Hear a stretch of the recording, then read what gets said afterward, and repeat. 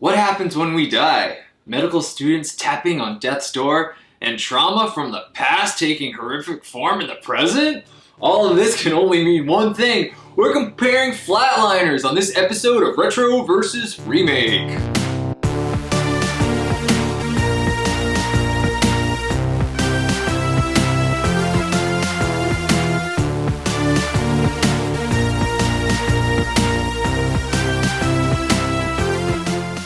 I'm Reggie Parker. And I'm Dan Bulick. Welcome to another episode of Retro vs. Remake. This is the series where we compare movies and their remakes. Join us as we answer the question, should this remake exist? Today's films are Flatliners. Flatliners, originally released in 1990, starring Kiefer Sutherland, Julia Roberts, Kevin Bacon, William Baldwin, what a cast, Oliver Platt, and Kimberly Scott and Hope Davis.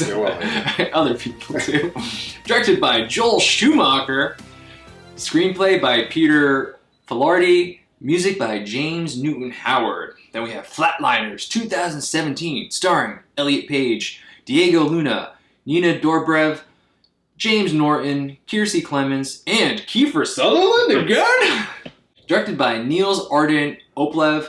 Screenplay by Ben Ripley, and music by Nathan Barr. Flatliners. Niels, who did the Swedish Girl with the Dragon Tattoo. Yes, I actually saw that one. Yeah. I haven't seen the American one, but I watched the Swedish one. Okay. So, Reggie, what is your first experience with either film? My first experience with either film is for this this podcast.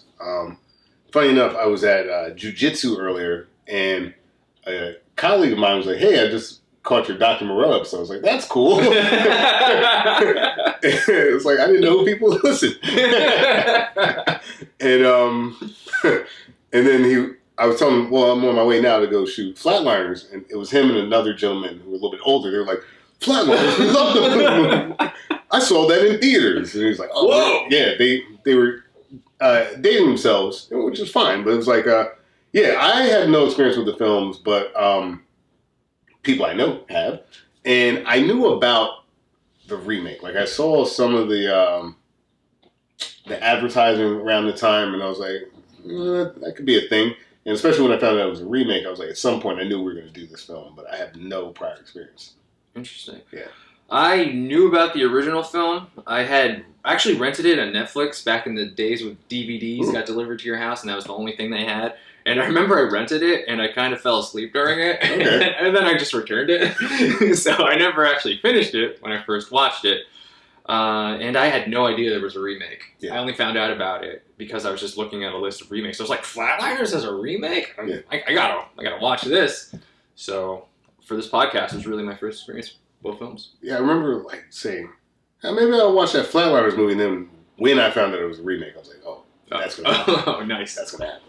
So these films are very, very similar. So we're going to do a brief synopsis before we get into our comparison. What happens when we die? A question that has plagued us since the dawn of man. One medical student is determined to find out. With the aid of 4 other classmates at a prestigious medical school, they think they know how to scientifically answer that question. The plan is killing themselves just for a few minutes before being revived and reporting what they saw and experienced. I'm just going to say it. It's a good day to die. Just had to say it once. 4 out of the 5 students do this. At first, the experience is wonderful. Eventually, it takes a dark turn. Each student starts to become haunted by traumatic visions of their past, sins they have yet to atone for. One student was haunted by the death of a family member. Another by someone they bullied as a child. Another by women they hurt due to their womanizing ways. And another person just flat out murdered somebody. It's true. That's what happened.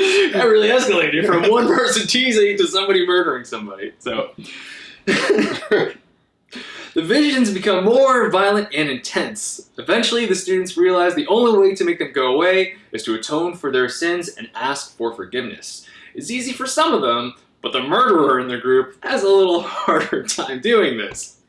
They decide the only way to atone with their victim is to flatline one more time. At first, it seems like they went under too long and will die, but ultimately, the other students are able to revive them.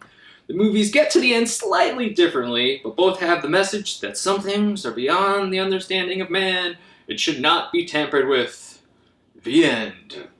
So yeah, so it's a pretty ridiculous premise. It is. But I mean, it is an intriguing concept. Like, okay, so medically, yeah, people have been reported, to die, and then there's their hearts to stop, there's no brain activity, and then they come back to life.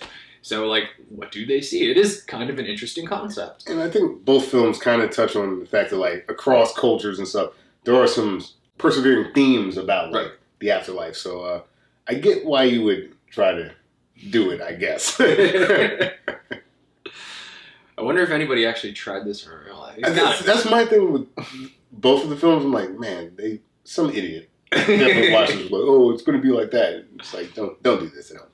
Don't flatline, kids. So the movies are very similar in many ways and like very different in other areas. So we're gonna get into one of the big differences, and that was the sort of the post-flatline effects, like how it affected each of the students.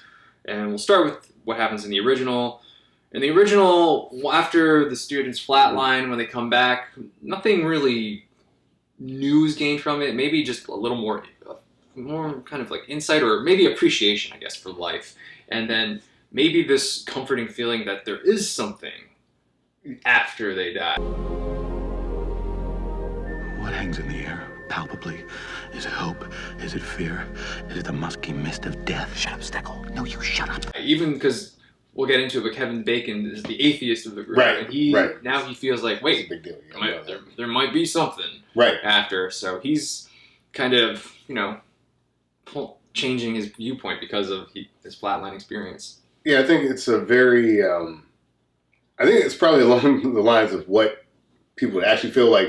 I don't know if you ever knew kids in high school, like, kind of like pass each other out. I went to an all-guys Catholic school, so, like, some idiots would, like, let people, like, choke them out, and they would get this euphoric kind of... No, I didn't do that in my Catholic school. Don't do that. This is the episode where I tell you not to do a lot of things, For lack of a better word, these guys basically just figured out, like, autoerotic asphyxiation. Like, it was like, oh, this is kind of cool. Like, but there isn't, like you're saying, there's not, like, this higher, like, whoa, man, I think I've unlocked the meaning of the universe. It was like, oh, that's kind of freaky, and it was almost orgasmic. Orgiastic. I'm bringing that back. It's coming back. Sorry, I listened to the episode way too recently. I to your point, though, it's like a very kind of mundane experience. Even though they're all jazzed about it, it's not, like, superhuman. Let's put it that way. Yeah, like, they didn't unlock any new powers, I guess we could say. They come back from it and they get into some detail. It's almost like kind of like a dream in some ways for them. I mean, especially the way it's shot.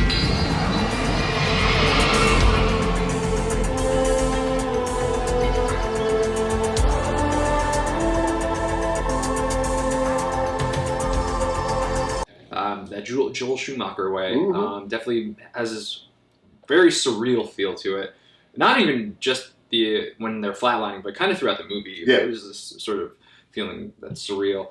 But ultimately, they just kind of keep doing it, and the reason they're doing it is not because, like, there's any benefit from it, because, like, they just kind of want to outdo each other. Right. There's this weird competition of, like, yo, I'm going to go 30 more seconds, I'm going to go 15 more seconds, dude. And then it just becomes that for a while. Yeah, they start kind of, like, flatline measuring, Yeah, if you want to call it that, sure.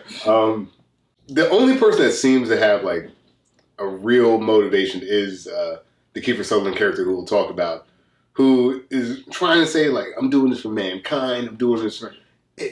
As you're watching, it's like, what does this have to do with mankind? Like this... Yeah, his motivation is very weak, and it comes out of nowhere. And we never really, like, get a backstory, which is actually something the remake does give us with their main character, which we'll get into. Sure. But, yeah, he just wants to do it just because he can do it, I guess. It's almost like, hey, Stafford wives, because we can, right? It's because we can, and, like, loosely, it's, if we figure this out, like, we're going to be, like, the shit. Like, it was like, this is a medical breakthrough. And I don't know, like, the more they do it, the less it feels like there's going to be a medical breakthrough. Yeah, and it's so funny. I mean, we'll get into this. Both movies do this, like, these terrible things are happening to them. And, like, you think they would monitor what's happened to them post-flatline instead of just, like, the flatline experience. But, it's... That's why. Let's not rewrite the movie already. It's still a little early. We haven't even started talking about the movie. All right, so that basically nothing really new happens to these people once they flatline in the original film, except for maybe just feeling like a little. Oh, that was nice. They make a slight reference that kind of opens up. I don't know the mind, but like not enough to stick. Yeah. The remake, however, we get some superpowers here. Yeah. I'd say it's like almost like those movies where people like take a pill and then they unlock 100% of their brain. Are you talking about Limitless? Yeah, that's what it felt like to me. Limitless. Yeah. Yeah. Which came out before this remake. 6 years before this remake. Basically, every time one of the students flatlines in the remake, not only do they see things on the other side or whatever that is, but they come back and then all of a sudden they have new abilities, and they're different abilities apparently. Yes, which is interesting. So they're like mutants now. Somewhat like the Sentinels are coming. Like, were you too meek to stand up to your mom? Now you're like a sex fiend. Yeah. You're an extrovert now. It's like, okay, what are you, dumb? Well, now you're kind of smart. Yeah. So I mean, it's a little dumb, but like I understand like. Maybe that's more incentive for the others to want to do it. It's it's a better incentive than I want to go 30 more seconds. Yeah. I want to do it longer. I think it does play well with the character motivations because like they're all kind of competitive in the sense that they're medical students. So when someone has a competitive edge, it makes sense that they chase it. So even if the result's kind of stupid, like the motivation is better, I think, for the flatline. So that's one major difference. And another difference before we get into characters is just the tone, the feel of both films. Both films are listed as psychological horror. I don't really feel the horror part, at least, for the original film.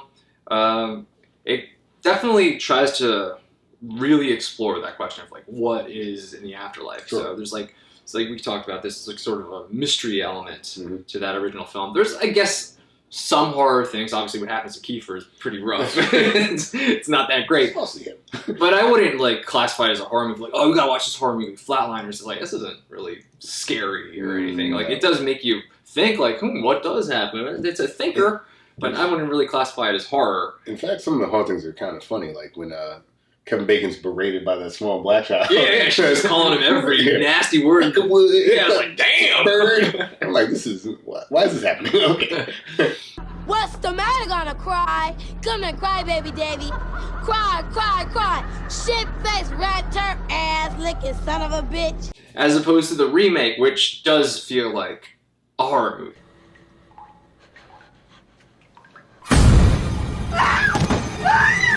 Especially when the vision starts. It just feels like flat out horror movie. We got there's jump scares. There's jump scares, yeah, exactly. It just like, and then you're just like, oh, that's supposed to be scary because it was quiet, now it was loud.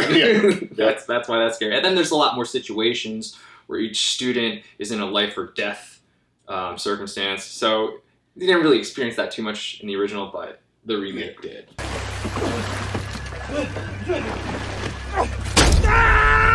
I think something we'll talk about is like you're saying tonally. Like the original film, for whatever it is, like the tone is pretty consistent throughout the film. Like it's not a horror film. I don't think even when like the vision started happening, it's still kind of grounded in that whatever that universe is that Schumacher made. The remake, like you made the Limitless comparison. You know, when they start seeing visions, I started making like a Final Destination comparison. Like it definitely felt like that. Yeah, it jumps between different genres pretty like freely actually, and I never felt that like there was a unifying tone to the film. But I will say that as the vision started happening, it did start at least leaning more into like that horror concept, and I think once it got there, it kind of stuck there. So I'll give them that. You know. Oh yeah, there's definitely a point where it's like, okay, now this is a horror film. Yes. But we'll get into that as we get into the characters. So we're gonna do character comparisons. It's a little tough because the character traits and then the traumas that happen to the characters, they kind of changed in the remake. So just bear with us as we try to compare these characters. First, we're just going to compare like their traits and like who these people are as best as we can. So we're going to start with our main character, the doctor who sets everything in motion, and that's Kiefer Sutherland as Nelson Wright in the original film. I was taken away from my family when I was 9 years old. I was sent to Stoneham School for Boys. I thought I'd paid my dues! Versus Elliot Page as Courtney Holmes in the remake. Do you have plans tonight? Do you want to have fun with me later?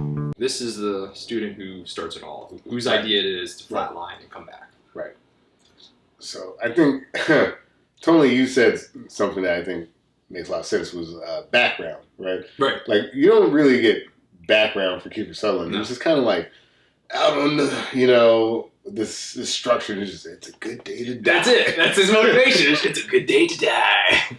It's like there's more backstory for actually every other character has at least some traits you can lock onto. I would say the first person where you really get a backstory would be like a Kevin Bacon, but like that's never really there for Kiefer. The only thing that is his like character trait or personality is that like he wants to be the flatline guy. I want to like discover this thing. Mm-hmm. So other than that, like who is this Nelson Wright? I don't know if I have that answer. Right. Yeah, he just doesn't really have a motivation to do it. Like, that's why I brought up Stafford Wives, because we can, because he thinks he can do it. Right. He wants to be the first one. He wants to go on 60 Minutes. They joke about that a lot in the original film. And, you know, it just kind of like, okay, I guess so. It's the 90s. It's Kiefer Sutherland in a Joel Schumacher film. Let's go for this ride. Yeah, yeah. And I think that one of the things that's noticeable between the two films is I would say, like, star power. I think that there's enough other star power in the film that, like, Kiefer being not fleshed out is fine. Because he's really just, like, even though he's, like, the main character, he's kind of like an inciting incident as opposed to, like, a fully fleshed out character. You know, he gets us into the mess when things escalate. He's the one that's, like, escalating certain things. So, like, he helps drive the plot quite a bit, even if the only thing we end up kind of knowing about him is that, like, at some point he was a bully. You know, like that. It's about it. That's about it. But he just, he starts it. He's the first flatliner. He's the last flatliner. Mm-hmm. So it's a nice complete circle with his character. Consistent. Yeah. Anyway, yeah. So that works out there.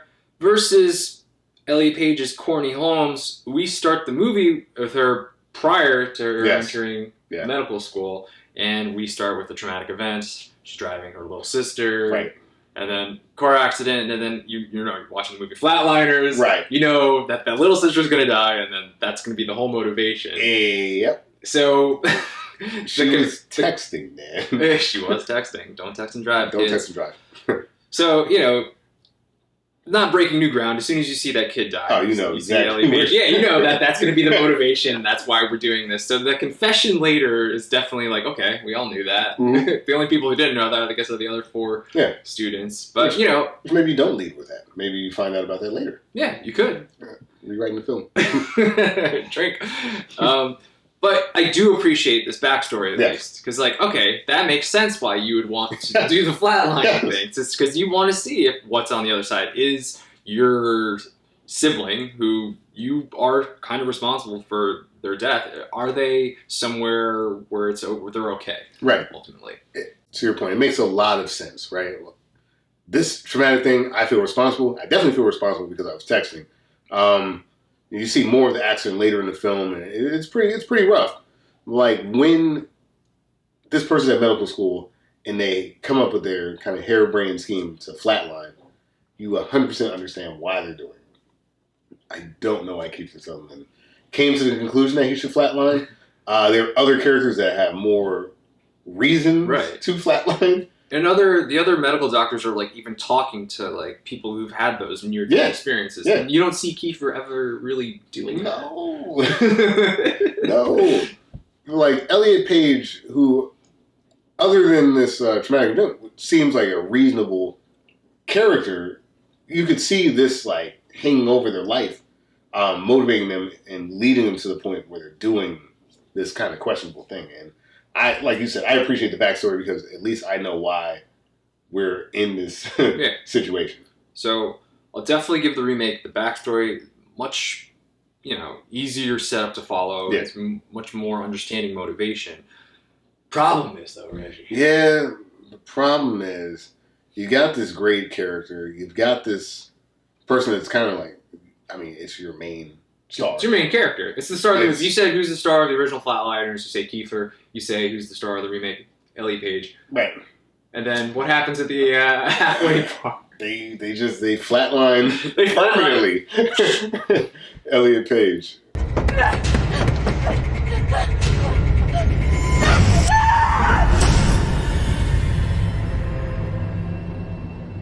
Elliot's character is dead. Yeah. Halfway through the movie.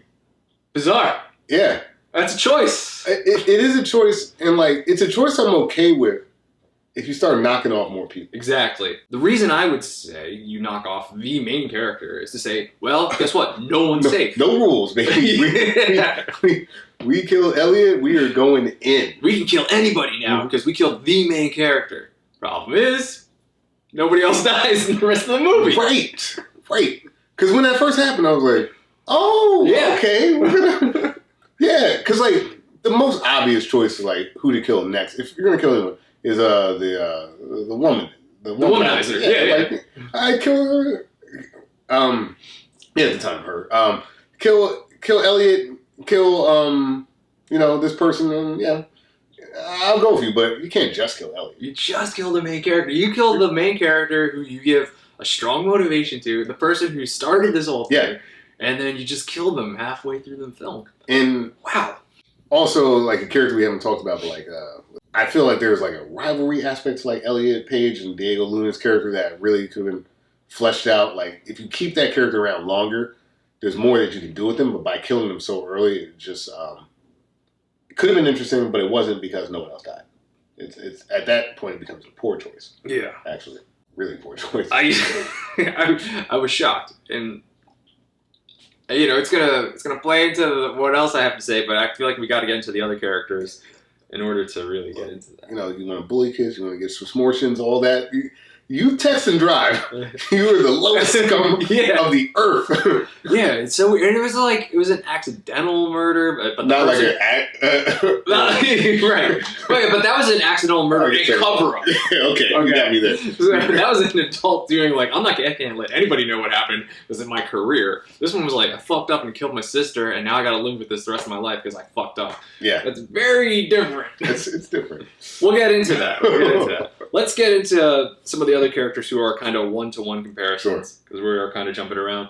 So one of the characters you kind of brought up, the womanizer. We do have a womanizer, kind of a one-to-one in both films. So you got William Baldwin as Joe Hurley.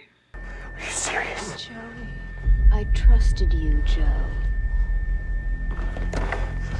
And James Norton as Jamie. Courtney Holmes. I am mildly surprised, but offer accepted. Now this is the only character who's similar in traits and kind of has the same trauma happen to them in the present.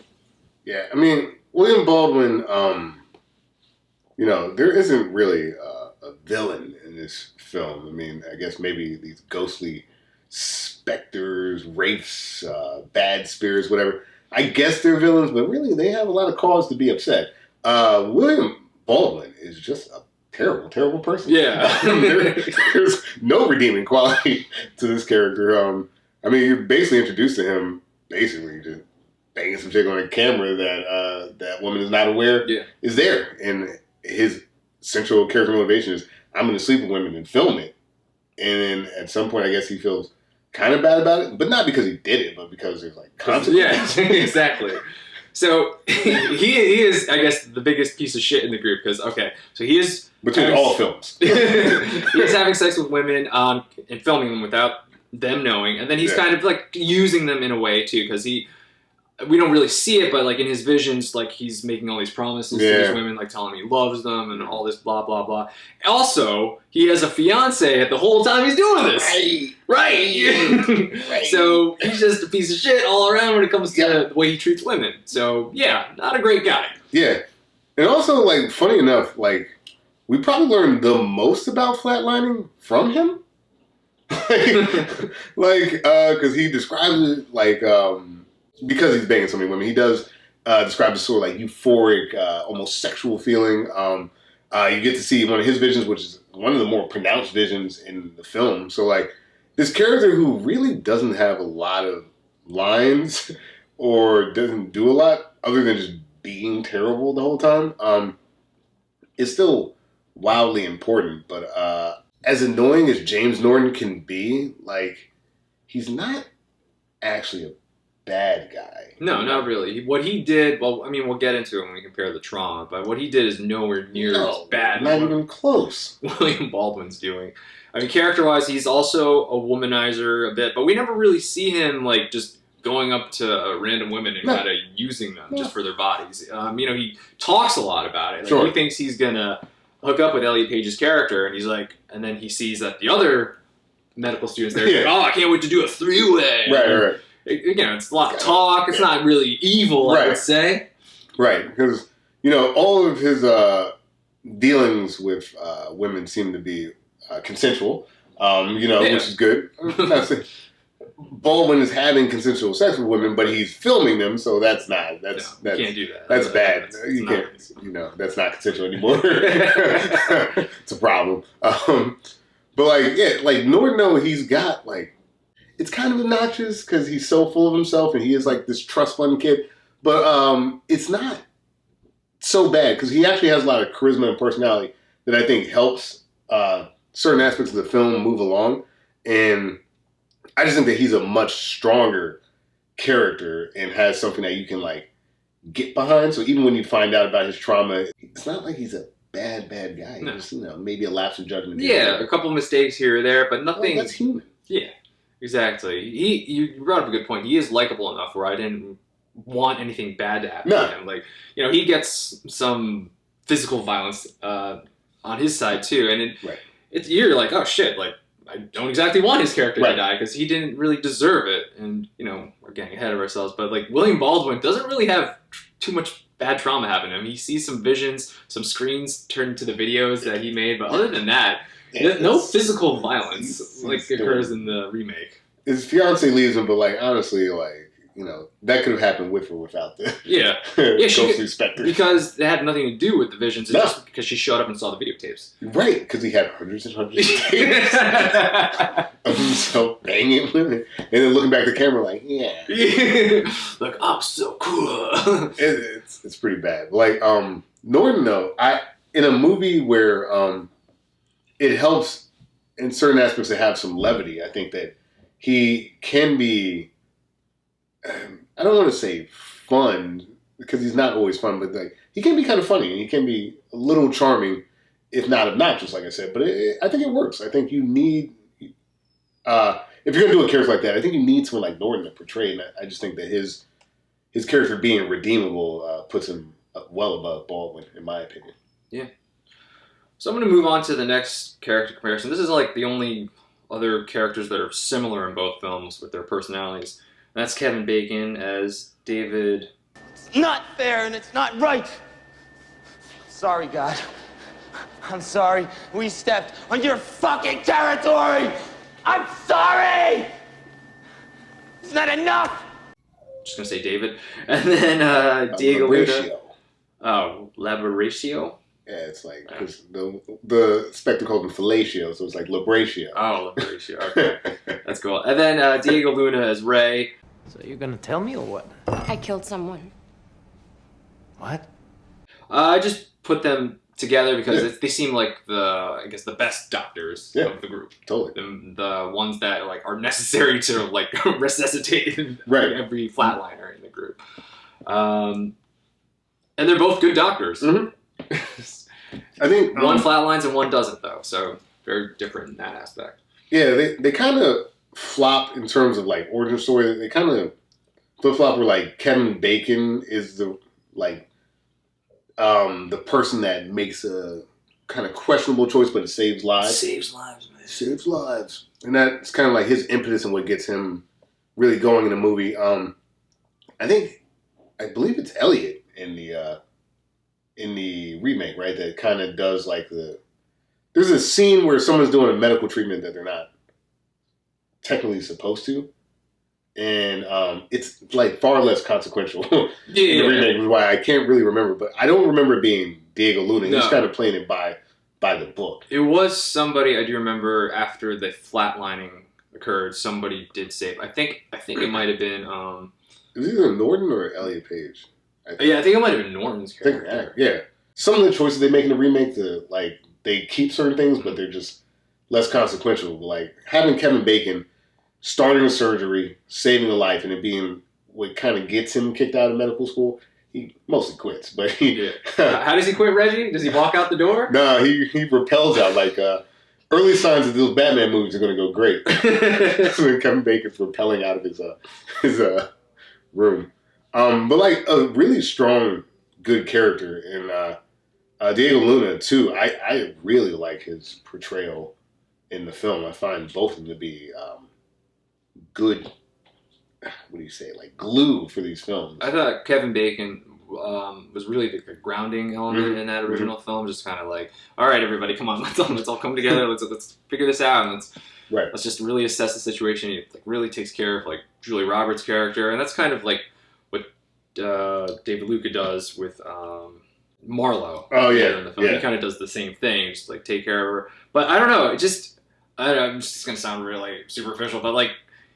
Diego Luna looks so much older than everybody. Yeah. And then the beard, and he is older than everybody in the cast. And then having that beard just made him look so much older than everybody. So it was like, I didn't see him like as a peer, especially because he was such a good doctor. Right. Like, so I definitely saw him as like top at level, and then they were all on the next level. So that was just a little hard for me to get past that part. Yeah, and I think the older thing, I just kind of like let that wash over me. But like the other thing too is, out of all of them, he has like the least support. Like all the other ones have some sort of reason from like whether it's a trust fund, whether it's like family background. Like there's a reason why everyone else is like kind of there. They're like entitled, for lack of a better word. And Diego Luna's like, nah. Well, he is older because he was a fireman first before he started. He was a fireman. Medical school. And I don't know why we needed to know that. Because he's saved lives before, so he's not just in this for himself. What a great guy. Yeah. I don't know. I thought I was bored by his character. I know you said you liked him, but I was kind of bored by his character. He is, and he kept flip flopping. He's like, oh, "Let's not do this. Oh, this is great. I don't want to do this. This is great." It's like, he's too much of like a goody two shoes when he wants to be, and then. Yeah, like he's a lot of the friction in a movie that like doesn't need it. It's like we know you're gonna flatline, so we don't need this guy being so over the top. Like I don't know, and then because he's a bit older and has that authority, like when he says we shouldn't flatline, we better listen to Dad. I think he means it. Kevin Bacon is his usual bacony self. I mean, like just a hell of a character. Like, make him an atheist. Maybe he says, I'm an atheist too many times. But it actually is really compelling that he is the one person that doesn't really believe in the afterlife. And also, he's probably the most talented doctor. So, like, that 1-2 punch just makes him head and shoulders above, like, Diego Luna's character, who's really just like, I'm pretty good at medical school. Right. We don't see him in action enough outside of the flatlining to give him that like gravitas that the Bacon has, and he's just not. You're right. He's not as fun. Kevin Bacon's a lot more fun. Yeah, and because he doesn't flatline either. Maybe if his character flatlined, it'd be a lot more interesting. But because he's just kind of judging everybody who does it, and then kind of just jumping on the bandwagon when they come back, it's not really an interesting character to me. No. I think part of it is of this cast. I would say Elliot Page and Diego are probably some of the stronger actors, which is why I think I like Diego Luna in this role, because there's not a lot of great actors in the film. But yeah, I think it's almost like an oasis, or like, it's like, oh, there's a puddle of water in the desert. Like, this is great. I shouldn't have said that. But no, he also That character also, you're right, it stinks. I mean, no, he's a fine actor. No, he's a good actor. I watched The Terminal recently. He was great in that. He was good in Rogue One, obviously. Mm-hmm. But, like, you know, I think his character just overall is just like, meh. Yeah, he's a little flat. Oh! That's the first one. So, I think that's it for character comparisons, because all the other characters are kind of different. I didn't want to just compare, like, Julia Roberts to Nina Dobrev. Yeah, I don't think there's a... The girl, yeah. So I think from this point, we'll just go into the traumas, and that'll maybe flesh out some of the other character traits that we didn't get into. Absolutely. So I'm going to start with Kiefer, because that's our lead in the original. So his trauma is comparable to Nina Dobrev's, Marlowe's trauma, which is that they both have murdered somebody. So you're gonna tell me or what? I killed someone. What? Accidentally, of course, but Sure. the two of them murder somebody, and they both don't really have the same arc, but their arcs end the same way, if that makes sense. They're both the character who's the final flatline, and they have to do that in order to atone for the sin of the murder that they did. So the remake does an interesting thing in that, like, you know, Kiefer and Elliot Page, they're here, right? And then once Elliot Page dies, then Nina kind of takes on his character arc instead. It was a weird pivot, and I'm gonna say it right now, it didn't work for me fully, that pivot of that.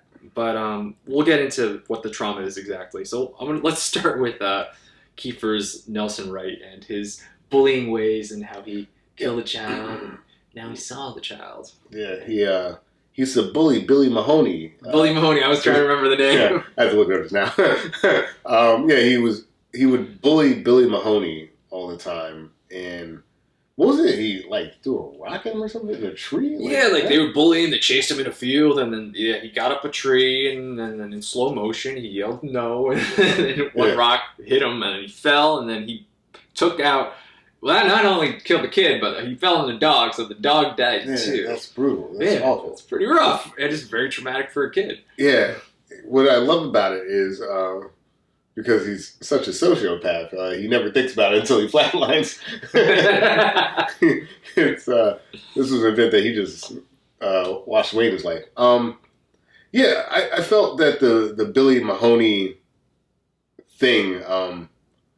I don't know. I feel like it kind of worked, right? Like kind of when it wasn't comical. Yeah. Okay, so Kiefer's vision is this Billy Mahoney who he killed as a kid. So Billy Mahoney comes back when he's still a kid, right? So ultimately, what you get is Kiefer Sutherland getting beat up by a little kid, which is kind of funny. It is hilarious because Kiefer's really into it. It's like, no, God, no! He's just like getting the shit kicked out of him by a little kid.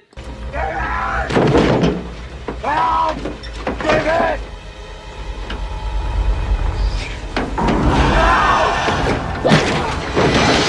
Yeah, actually, the kind of like, what is it, the skids or whatever, like the sort of tough area that Schumacher has in this is actually very reminiscent of his Batman.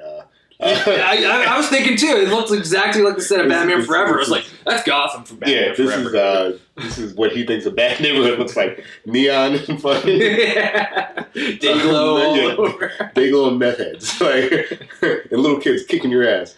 Yeah, but like when that happens, I'm like, first of all, what part of town is he in? Why is he there? But yeah, when Billy Mahoney starts beating him up, it's like, all right, like, I get it. It's traumatic, but it is kind of goofy. But for the film, it works because like everyone's trauma is kind of like stuck in the time of that trauma. Right. So having Billy be a kid is kind of funny because he's beating up Kiefer Sutherland, but it also fits thematically because like, oh yeah, when he was a kid he was bad, and now the kid's haunting him. So works. And his name is Billy Mahoney, which is a good name for a kid. It's a funny name. You didn't think Mahoney or like it's like Police Academy. Yeah. Oh man, but as goofy as it could be, sometimes I felt that worked. The Mahoney spirit thing, the Nina Dobrev thing. I'm sorry, it was a little hard for me to follow, and it shouldn't have been. It was bizarre. It comes in. I think it comes in way too late for one thing. Super late. And then it's like... For a character who, by the way, really isn't fleshed out enough to be the one holding this weight. Yeah, exactly. Yeah. Like I said, she pretty much takes on the second half of what Elliot Page's character should have been. Right. Because like Nina Dobrev's character in the film, I don't even know her name, but Marlowe. Okay, Marlowe. Yeah. So Nina Dobrev's character is kind of, she's with Diego Luna's character a bit in the film, and she's pushing back. They're like, she doesn't deserve to be there because she works really hard. She keeps letting everyone know, like, I worked really hard to be here. I deserve to be here. Got it. That's really the only trait that she has. She's not really the best doctor. No. Elliot Page is a better doctor. James Horton's actually a better doctor. Yeah. And Diego Luna's a better doctor. And they're in the movie more. Yep. And she's also, I'm going to call her bandwagon flatliner because she was not there. Totally a bandwagon flatliner. During the first flatline. She shows up after the fact. Yeah. She was not needed. She thought it was cool and just wanted to do it herself. Yeah. Hello, fellow kids. I'm flatlining. Yeah, it's just too late of an entry and not enough character for like this really major reveal. Because like I don't really like the character in the first place. Like Marlowe's just there, and to find out that Marlowe is a murderer is like, oh god. Yeah. So you're gonna tell me or what? I killed someone. What? You suck. Because like, okay, like Kiefer killed a kid when he was a kid accidentally. Accident. She murdered somebody due to some medical ignorance on her part, just like not asking him if he was on a prescription while giving him these drugs, and you know her malpractice. You know, she's an adult. Like this was like probably 2 or 3 years before the events of the movie happened. Right. So she should be in jail. She shouldn't be there. She should not be a doctor. Diego Luna said it. Yeah. If you're willing to cover up a medical death, perhaps you shouldn't be a doctor. Yeah. And that's true. Yeah. It's true. Like this, like if any other character had this background, I think I'd be more sympathetic. Mm-hmm. Like if it was Diego, it would never be because he's great. My favorite person in the movie. If it was that character, that would be like a reveal because like, oh, you're like this goody two shoes. Now it turns out you're not. Like, whoa, that'd been great. Elliot Page doing it. Fucking 2 murders, 1 movie. That's nuts. Even like James Horton's character is like, I liked him enough that like if he did that, right? Like, man, I can't really rock with you anymore. Like Marlowe, get rid of her. Yeah, man. You're terrible. Like, bad character. Like, and her flatline too kind of gets like, we don't spend enough time with her after she flatlines because immediately we go into another character's flatline. So I don't even know like her benefit from flatlining. I could name every other character's benefit from flatlining. I don't know what Marlowe got out of it exactly. Except maybe she's opened herself up to a relationship possibly. That's the only thing I can think of. But like, you know, she wanted to prove herself to Diego Luna's character, and it's like she didn't even really do that because we never got like a scene with her like in the medical school, kind of proving herself. We didn't really talk about this with the flatlining. We talked about like thematically kind of what it looked like, but like. This movie, the remake, plays flatlining the same way you would do like a mushroom acid trip or like if you're doing Molly.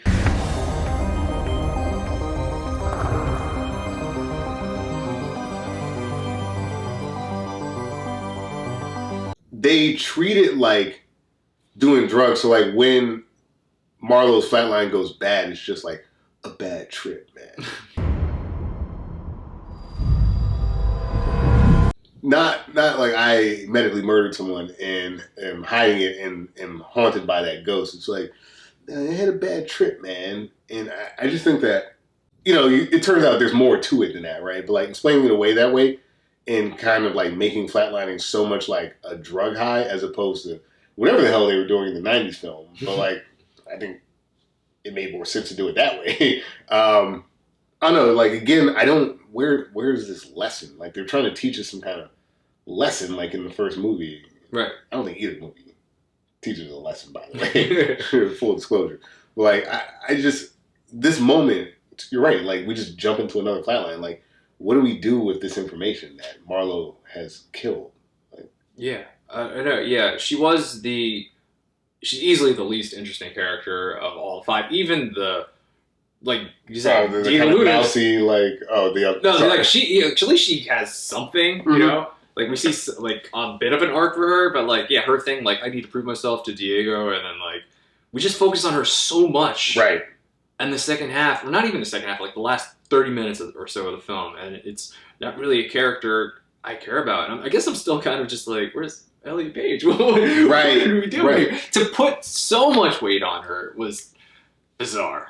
Like, yeah, the Elliot Page removal is really jarring. If you invested so much in the Elliot Page and then just remove them from the film, I don't, like it causes a struggle. And like this actress who's, she just wasn't in the movie enough, like to warrant this reveal. And I don't know, like the Kiefer Sutherland, it's goofy to get beat up by a kid, but like it's kind of consistent in the film. So like I'm with it. I like that Billy Mahoney's like trying to axe murder him in this truck, I don't love that Nina Dobrev is like seeing visions of a guy and maybe the guy's chasing her, maybe he's not.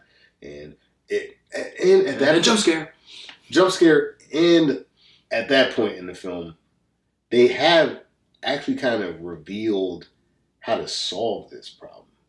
Like everyone's kind of like making their rounds. We'll get into that, but like it weakens the character too. That like there is an out, but like because of her own selfish motivation, she doesn't take the out because she wants to be a doctor so bad that she's willing to like cover up. Yeah, and well, actually, let's get into it a little bit because wouldn't the proper out be to tell people that she did murder somebody? Yes. Wouldn't that be the right way to end the vision instead of just flatlining herself? Right. Rewriting the movie, Drake. The problem with this character is we don't like her enough to want her to like skirt responsibility, right? Like, I get you want to be a doctor. I also don't give a fuck about you. So like, what you did was bad. You should admit it, especially now if it's like physically manifesting into like something trying to murder you. Like, is it more important that you're a doctor or alive? Because like, there's a lot of good jobs that you can get out there. Like, you don't have to be a doctor. I know it's a goal and a dream. Maybe the jail time probably. Maybe a little bit. I mean, at least for the cover-up part of it, Honestly, though, they're playing so fast and loose in this film. I think she would have been fine. But I'm sorry. Like, when they're in both films, there's like a way to atone that we find out about. Like, she doesn't do that. You're right. She just flatlines. Yeah. It's like you're just going deeper into the rabbit hole and not solving the problem. Yeah, it made sense for Kiefer because they knew he killed Bill Mahoney, right? Right. And he did kind of atone for it because he was at the grave. He's like, I had to go to this school. I got sent away. My life completely changed after that. I thought I atoned, but I guess not. So it was like, it was the last thing he could do, last resort. Right. He's kind of like, even the way he's talking to Julia Roberts then, he's basically knows he's going to die. Like, he's like, this is more or less a suicide. He's like, well, what I did was wrong. I'm going to try to atone for it. So he's trying to ask for forgiveness in the afterlife, knowing that he's probably not going to come out and, everyone else is able to kind of bring him back. But like, it matters there, right? That he's making this rash choice. Nina Dobrev doing it is just, I guess, like a panic flatline. It doesn't make any sense. Were you doing it because the original did it? Right. For her to really atone, she should come clean and say, like, I changed the medical records. This is what really happened. I shouldn't be a doctor. That's how you atone for that. That's what should have happened and it didn't happen. So, points to Kiefer for being in the movie longer, and Billy Mahoney is a great character. So, I mean, it's fun, it's comical, him getting beat up by a little kid. If you want to see Kiefer getting beat up by a little kid, but and everything's blue. It does work. I mean, but it's also really comical at the same time. If you could buy into it, you'll appreciate it. But if you're just like, boy, he's just getting beat up by a kid with a hockey stick, it's pretty funny. I loved it. I loved it. I did not love Marlowe's. No, I didn't care for Marlowe's character either. So moving on to the next traumatic comparison. So, hey, Julia Roberts is in the movie. Yeah. So Julia Roberts as Rachel, and her traumatic story is more in line with what happened to Elliot Page. Yeah. Death of a family member.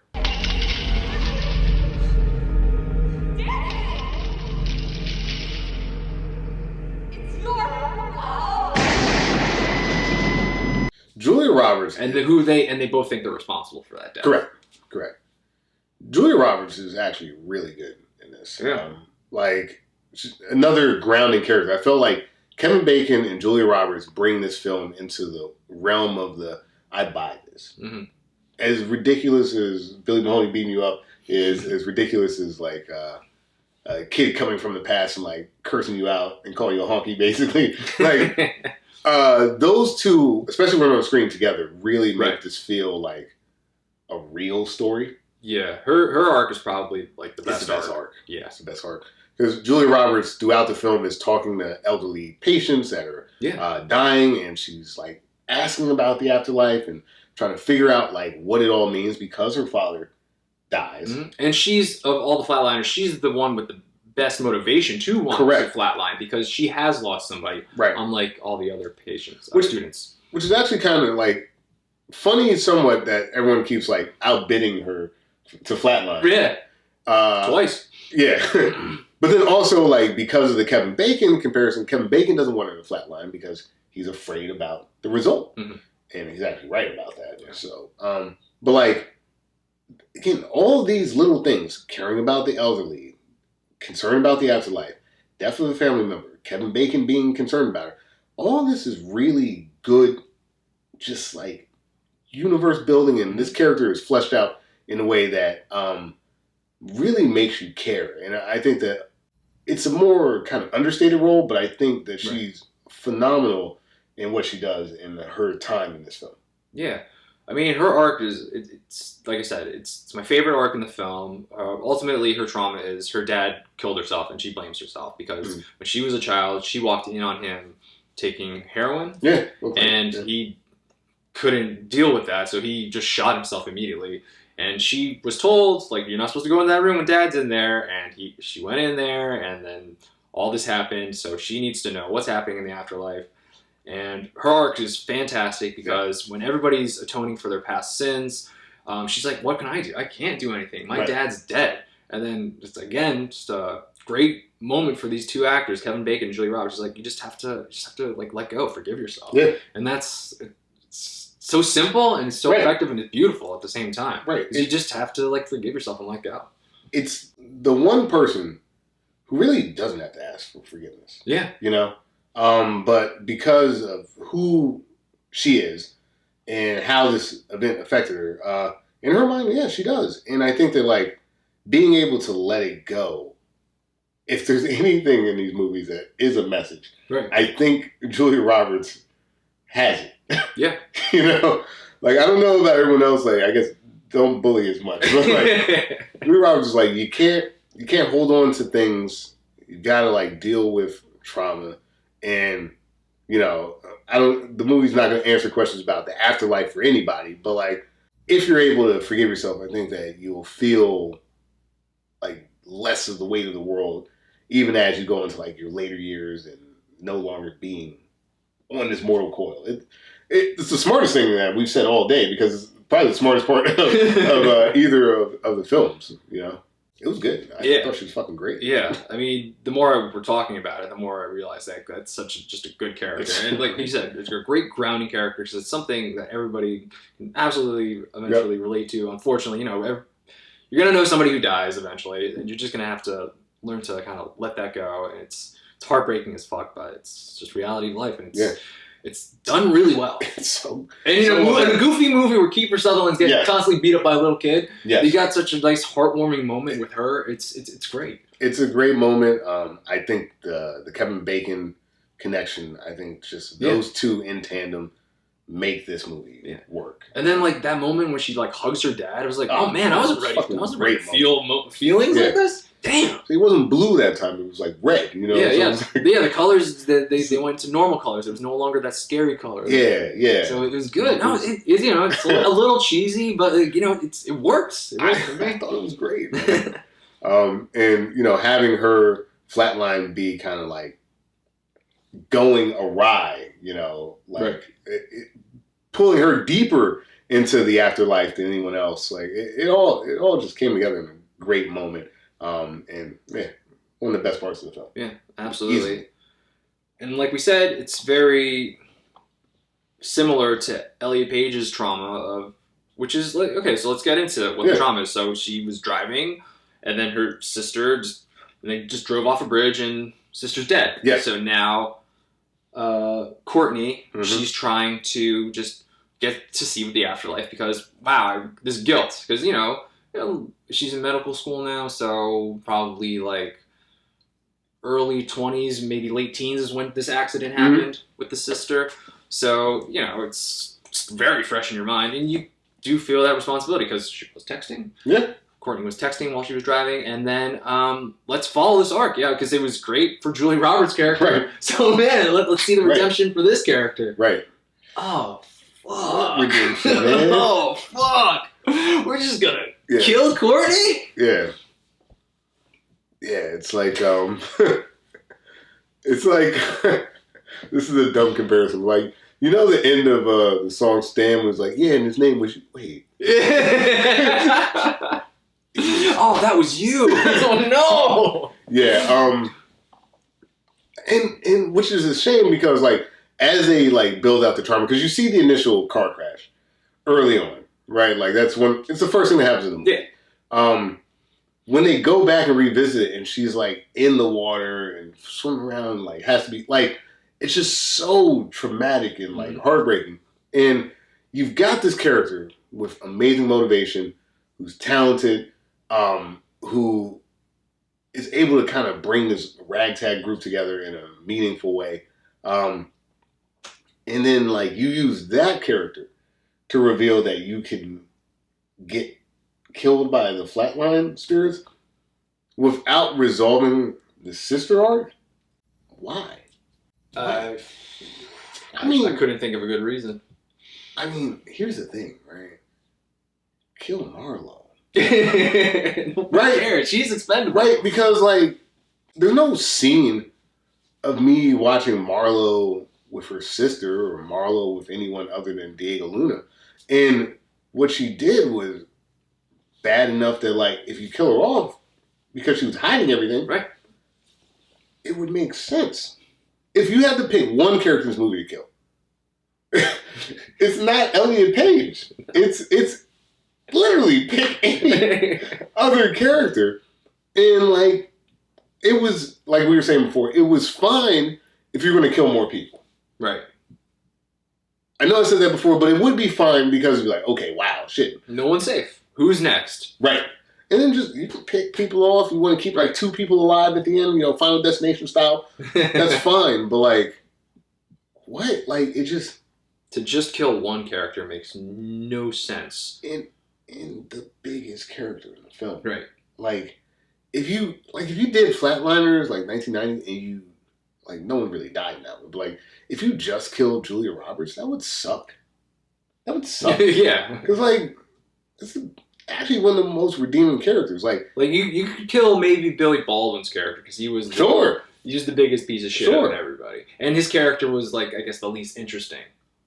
It's such a weird turn too when they kill Elliot Page, because, like, Kiefer Sutherland's just like, yep, and then she died. It's like, what? You guys know anything about that? What happened? Anything? No. Do you guys No. like my movie about this? Nothing? All right, well, be careful. Because, you know, it would have been hard to explain why, like, a bunch of medical students, well, it wouldn't have been that hard. A lot of stress, the tests and everything like that. It wouldn't have been. Didn't they mention earlier in the movie that somebody had killed themselves? Yeah, sure. Like, I just, it's such a weird, bad choice. It doesn't make sense unless you kill other main characters. That's the only reason this would make sense. To kill the lead of the movie. She doesn't... With an unresolved arc. Like, what is the arc for that character? Like, my sister died, I get killed by a sister, and then I kind of see my fellow classmates in the afterlife, kind of? That's the arc? Texting and driving, which is bad. Don't do it. Because, like, tragedy like this can happen, right? Texting and driving by this movie's universe is worse than medical malpractice. Why? Why? Like, I don't get it. Like, man, I'm repeating myself, but, like, you're right. It only makes sense if other people die because That's the only way this It just choice raises makes the sense. stakes, because that's what the death of a main Sure. character is supposed to do, is raise the stakes for everybody else. But I don't... Like, because, like we said, you pivot right from that strong character Right. to Marlo, passing the torch like that, yeah. and she fumbles it. Yeah, she fumbles it she bad, drops- man. she drops it She can't carry that. I mean, after that, your next up is quite literally James Horton. Right? Like, there's no one else that's more fleshed out in the film. And, like, James Horton, because he's basically doing a Billy Baldwin type character, I don't think he should be the one carrying this film. Like, once you kill Elliot Page, there's no one left that should be carrying this film. Right. No one. And, yeah, especially the halfway mark. Wow. I didn't realize that that's the halfway mark, but it's the halfway mark. That's There's a lot of a movie to go. rough place to make this choice. Yeah, I just I feel like unsatisfied with this result because there's a moment here to like let it go. Yeah. Like Julia Roberts did. Exactly, man. Let it go. You did it. It was a mistake.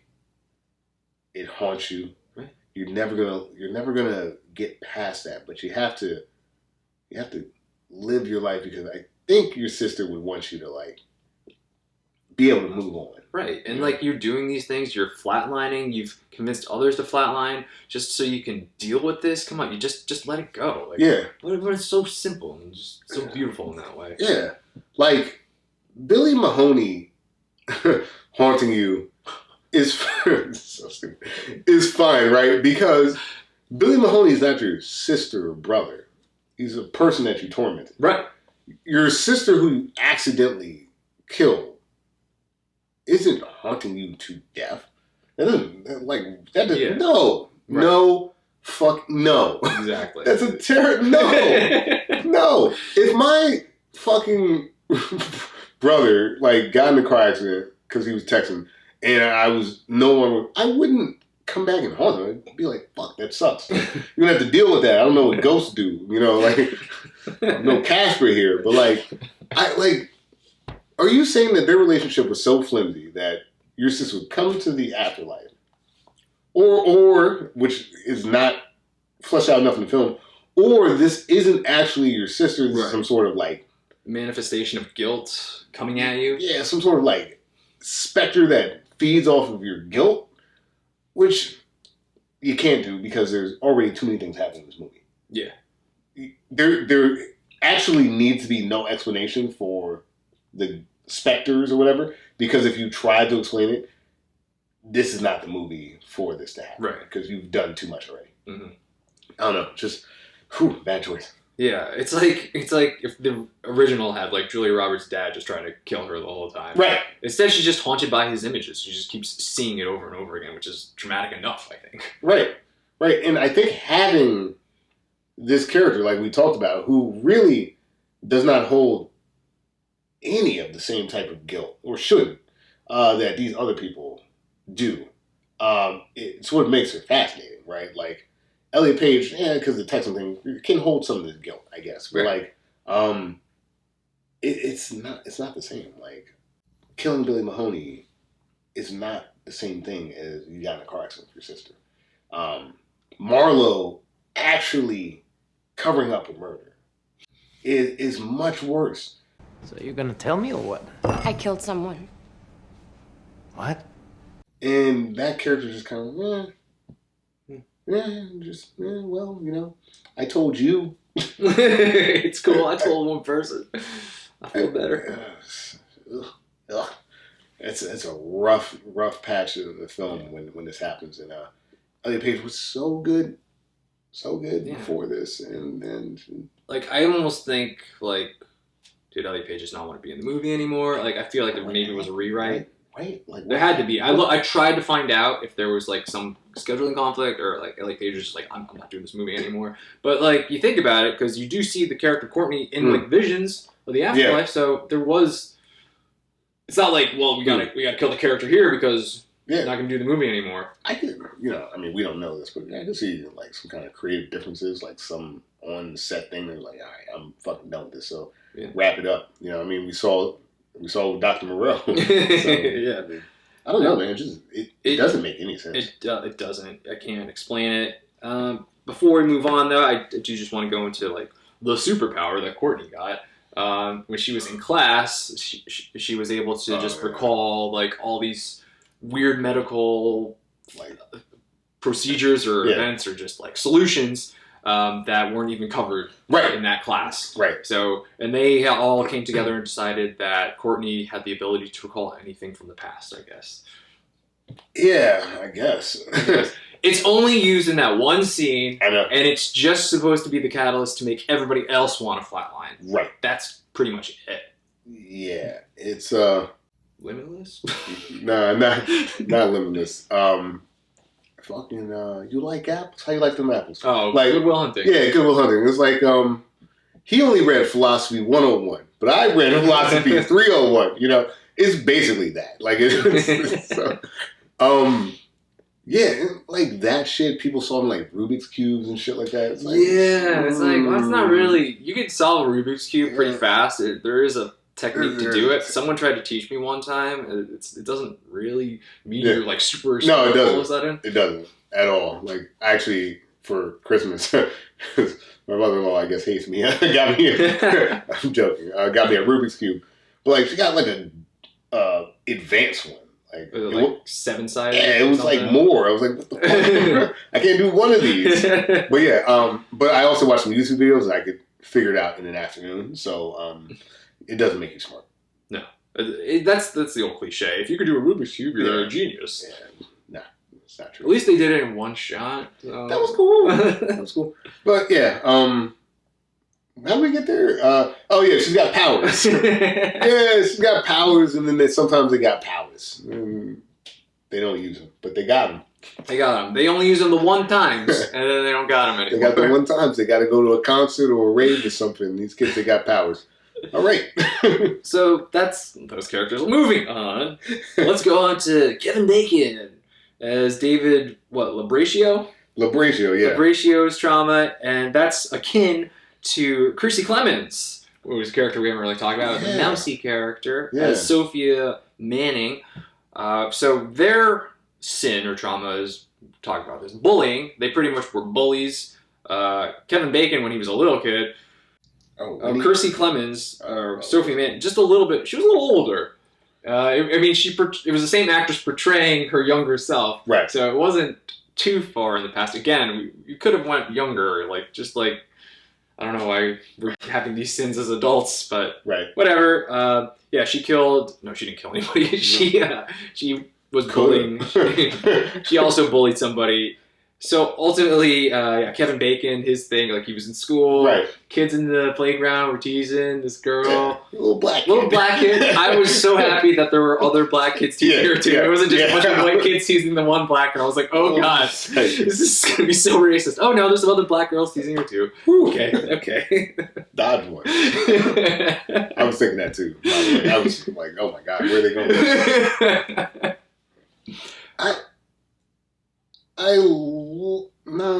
No, we already had a bully. We had a bully, but we didn't know about Kiefer's bullying. That's fair. Kevin Bacon's bully, we just went over first. Yeah. And he was the first one to also atone. That's true. He led the way there. I'm sorry if I made you feel bad. I didn't want to hurt you again. I'm gonna go.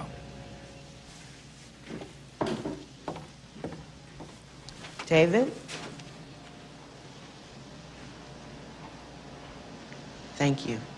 That's true. So that was a big scene. I do think that I think that playground scene is shot really well too. Like the way he kind of swoops in. Yeah, there's a lot of great shots. I was just admiring the way that Joel Schumacher. Yeah, Schumacher really. He had an eye. Yeah, he's got an eye, and having the kind of camera circling as the kids are circling her and being rude, and then Kevin Bacon as himself as an older person watching this traumatic event that he did. I thought it was a fucking great scene for a scene that really has no business being that good. I enjoyed, like you said, that he was like, this is really bugging me. I gotta go. Yeah. I gotta go find this person. That was a real dick. again, like that realness that like it's a simple thing. I was mean. Mm-hmm. I'm sorry. And she's like, you really don't have to do this. And she's right. It's like, get the fuck out of my house. Yeah. I don't even remember you. I mean, it was great too because she's like, not that little ugly girl anymore. She's like, you were never ugly. I was just a dick. Okay, I'm sorry. Factual. Yeah, it's like, so it was, it's a little cliche. Like, please forgive me. All right, I'll forgive you. But like, I thought, Kevin Bacon gives a strong enough performance where I was able to go with it. Like, she doesn't forgive right away. She just kind of like, I don't know about that. Yeah, and then having like the family. The family come in too, at the same time. Who's this white guy? Is the white man teasing you? So it wasn't. It's not the greatest scene, obviously, in the movie, but I went with it because, like I said, it does lead to the solution to these visions. So I was like, okay, and also at the same time, Kiefer is having fun with Mahoney at the same time. It's a strong enough trauma backstory. Yeah, it's not the strongest, but it's fine and it's handled really well. Right. And to your point, well, they can't all kill somebody. No, they can't all kill someone in film. We're all medical doctors and we're all killing people. Yeah. This is nuts. I mean, could. But yeah, no, I think that like it was like the appropriate amount of bad for the movie because like him atoning first for something that's like, a lot of kids do it, shouldn't, but it happens. And you can see, it was a kid. It's what kids do, right? Mm-hmm. Kids are stupid. Kids are mean. They are going to bully somebody. And you could see, like, in the older actress who portrayed her, that, it did kind of bother her. Right. Like, she didn't have to say it, but you could see it in her face, like, when he brought it up. Like, she was just, like, kind of clamping up again. Like all these memories of her being teased as a kid. So, it's a thing that happens. The kids do all the time. And, it was sort of, again, kind of grounding in this crazy movie with little kids attacking Kiefer Sutherland. So it's a nice little grounding moment. Right. Nothing too crazy because there's, kind of teasing, which happens all the time. But, sure. Yeah. To the point that, like, that character was already over it. Like, I got a nice house, I got a nice family. Like, I'm not. Yeah, I'm not that ugly girl. Exactly. Right. She's not. And, but for Kevin Bacon's own soul, he needed that. Just say you fuck, well, he didn't say it this way. It was like, please just forgive me. It's like, I do. I mean, I told you that in the first 20 seconds. Get out of here. But no, it actually is like you said, it's cliche, but it is a nice enough scene. And you get more Mahoney action in the truck there, so that's good. It works. I think you're about to say something about Kiersey. So Kiersey Clemens has the same thing. Well, before we get into that, I want to go to her superpower, because her superpower is banging. Right? She wants to do banging.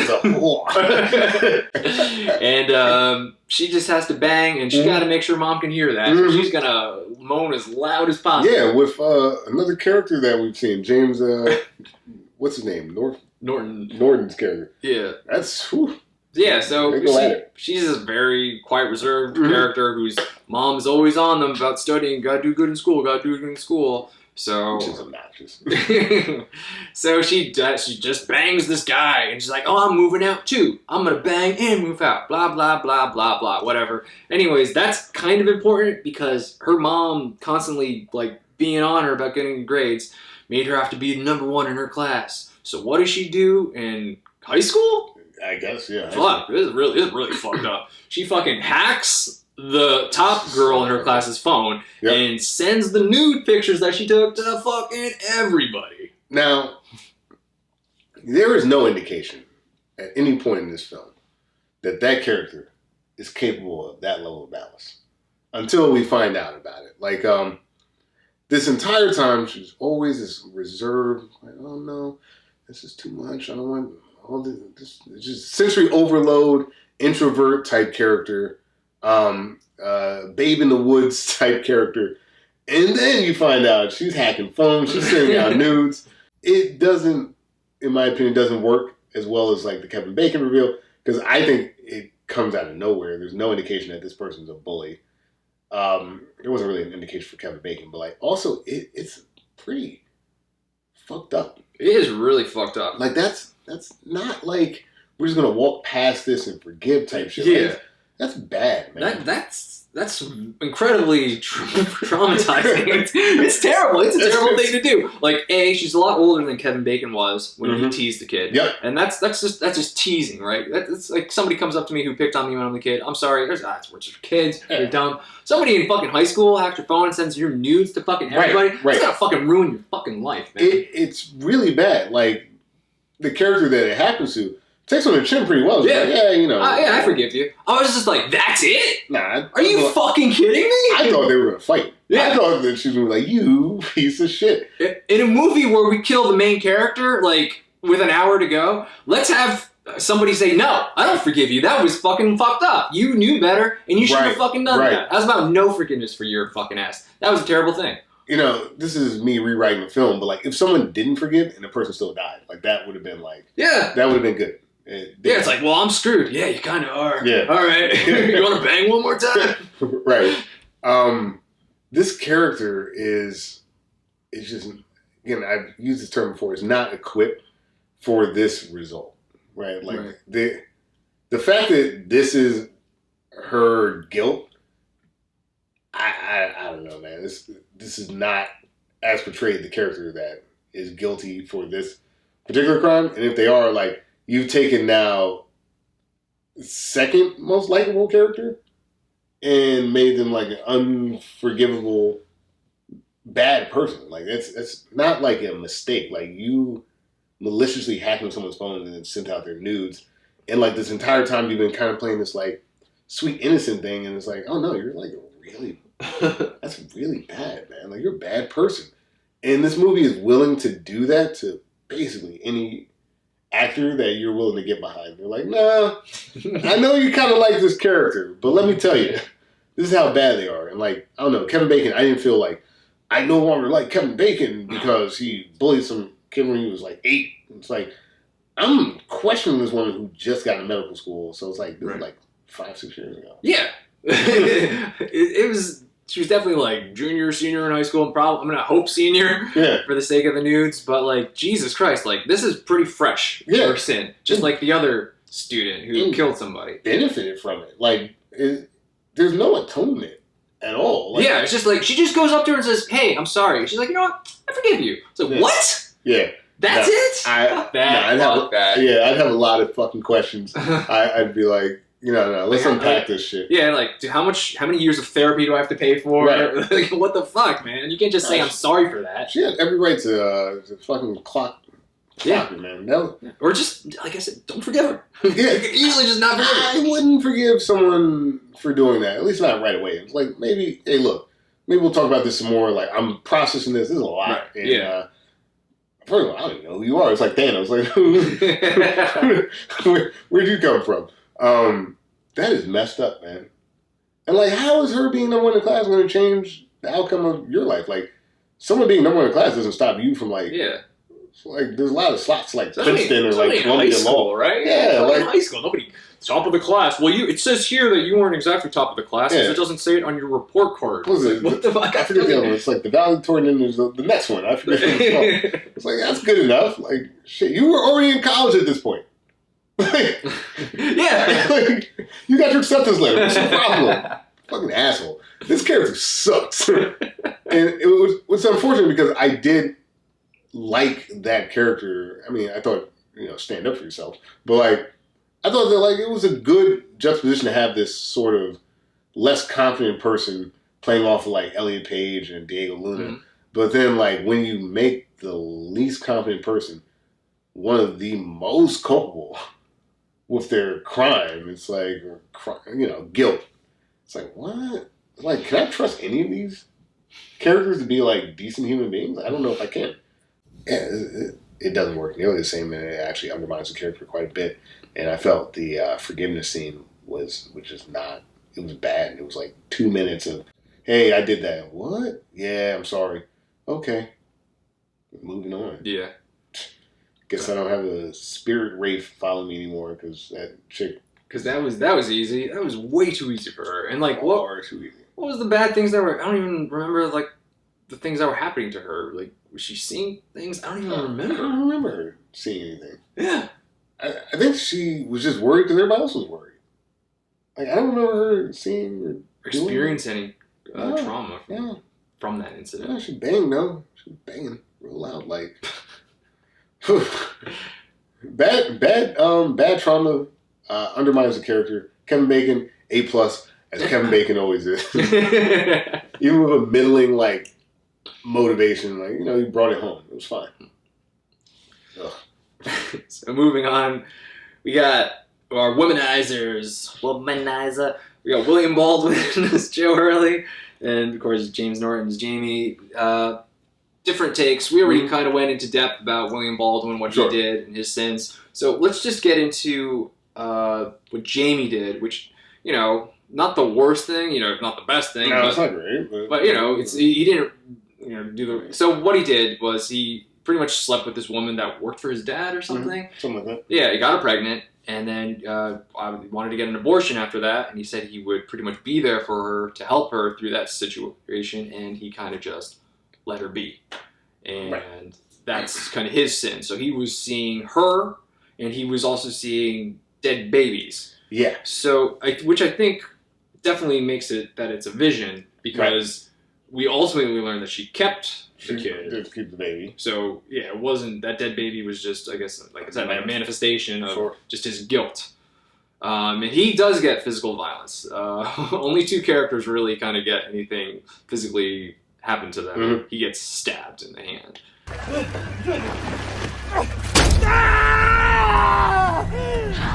So again, not the worst sin. Like you said, we set him up to be a likable character, and it's not cool to do that. No, it's not cool, but it's not irredeemable. No, it's like, I guess, like a common enough thing. And at that point when he finds out the kid's alive, like, he's like immediately willing to like step up and step in. He's like gonna change his life. He's like, I'm not moving to LA anymore. I'm gonna stay here and be with my kid. It's like, whoa. Like, she's been raising this kid on her own. Who the fuck do you think you are that you're suddenly gonna insert yourself into their lives? You're a little late to the party, kid. You had your shot, but like, hey, should you have stood up, been a man about taking responsibility for the things that you did, instead of like just kind of being like, good luck, you and the kid. Or not kid, whatever you choose to do, I'm not going to be around. Figure it out. Like, was it great? No. Was it, like, evil beyond reproach? Like, no. It was bad choice. He pretty much pulled a Mike Damone from Fast Times at Ridgemont High. Yeah, I remember that. He did exactly that. He got the girl pregnant, said he was going to be there for her. He wasn't there for her. She should have just keyed prick on his car. And then we would have had a nice 80s movie about it.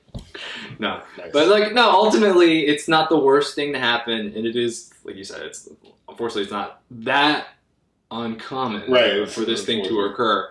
So, we do set him up enough where he's a likable character, where I didn't think he necessarily needed to die because of this past sin. No.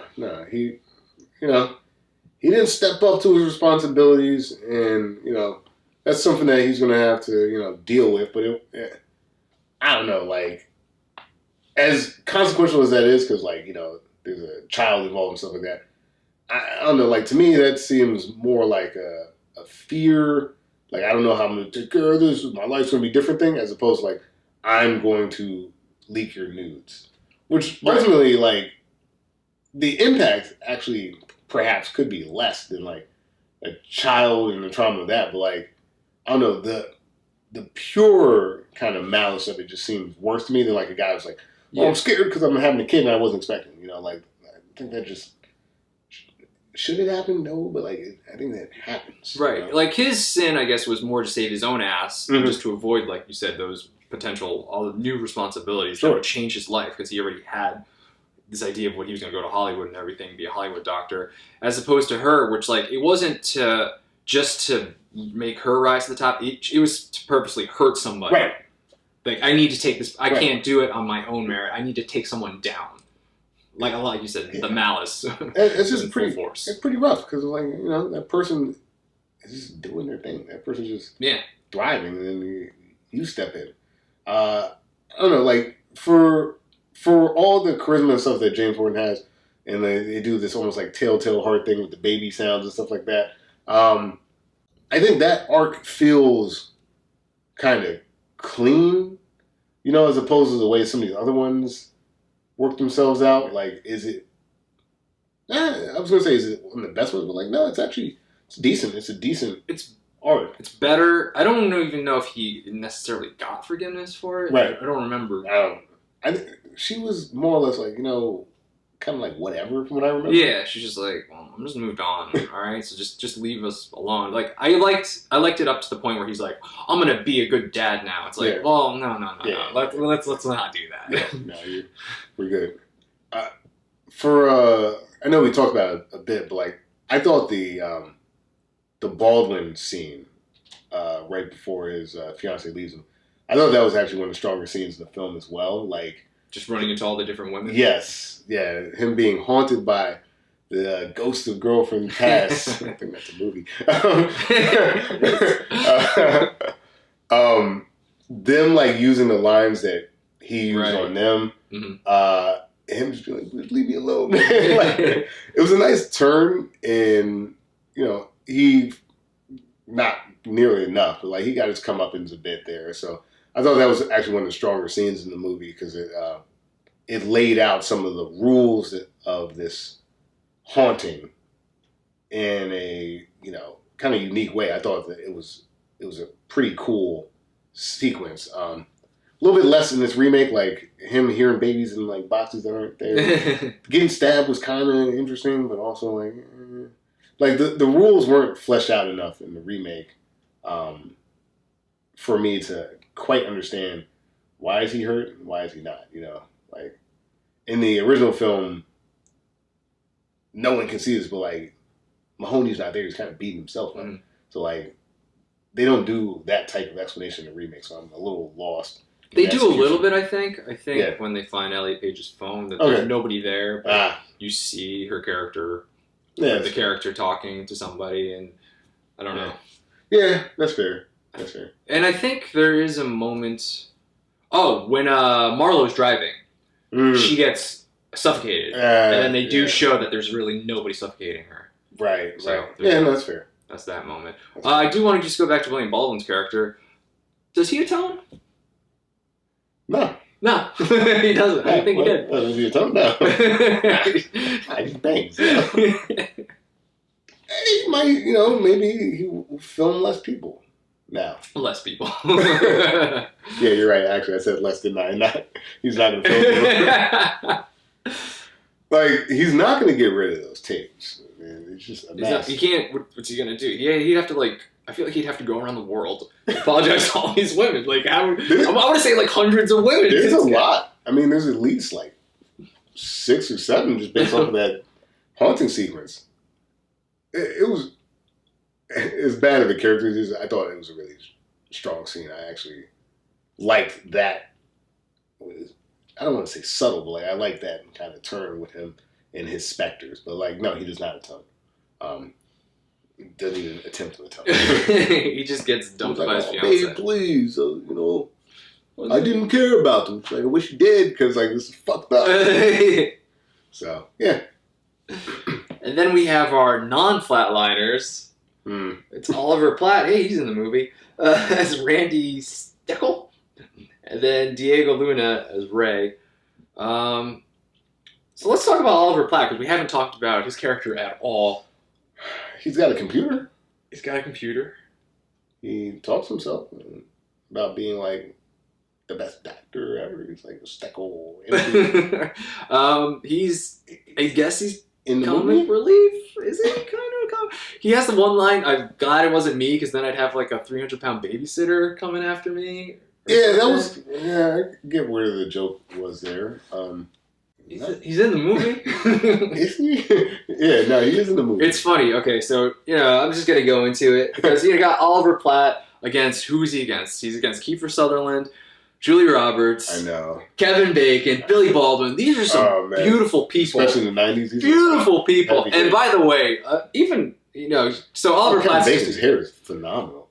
Julie Roberts' hair, even Billy Baldwin's hair, dude, they all got amazing hair. Even Kiefer's hair. Even Oliver Platt's hair is pretty solid. But like when it comes to like, I guess the classic beauty, like before them versus him, before them Flatline and he's the eye on the outside, He's kind of the guy on the outside, Yeah, he's the fifth wheel. Yeah, absolutely. So he's very forgettable. I don't really glad know. he didn't flatline. I don't need. Yeah, we didn't need to go through Who all cares? that. He's not one of the beautiful people. I'm just. I don't really remember much of He had a this guy. computer. I don't even remember that. That's what I remember. He was like eating cereal or something at the beginning. He was talking to himself. That's the only thing I remember. And He had that babysitter joke or something. That's all I remember the babysitter joke. Yeah, that's about it. That's about it. I know. I can't remember a goddamn thing about his character. Yeah, he was kind of funny. Like the 2 times he got to be kind of funny.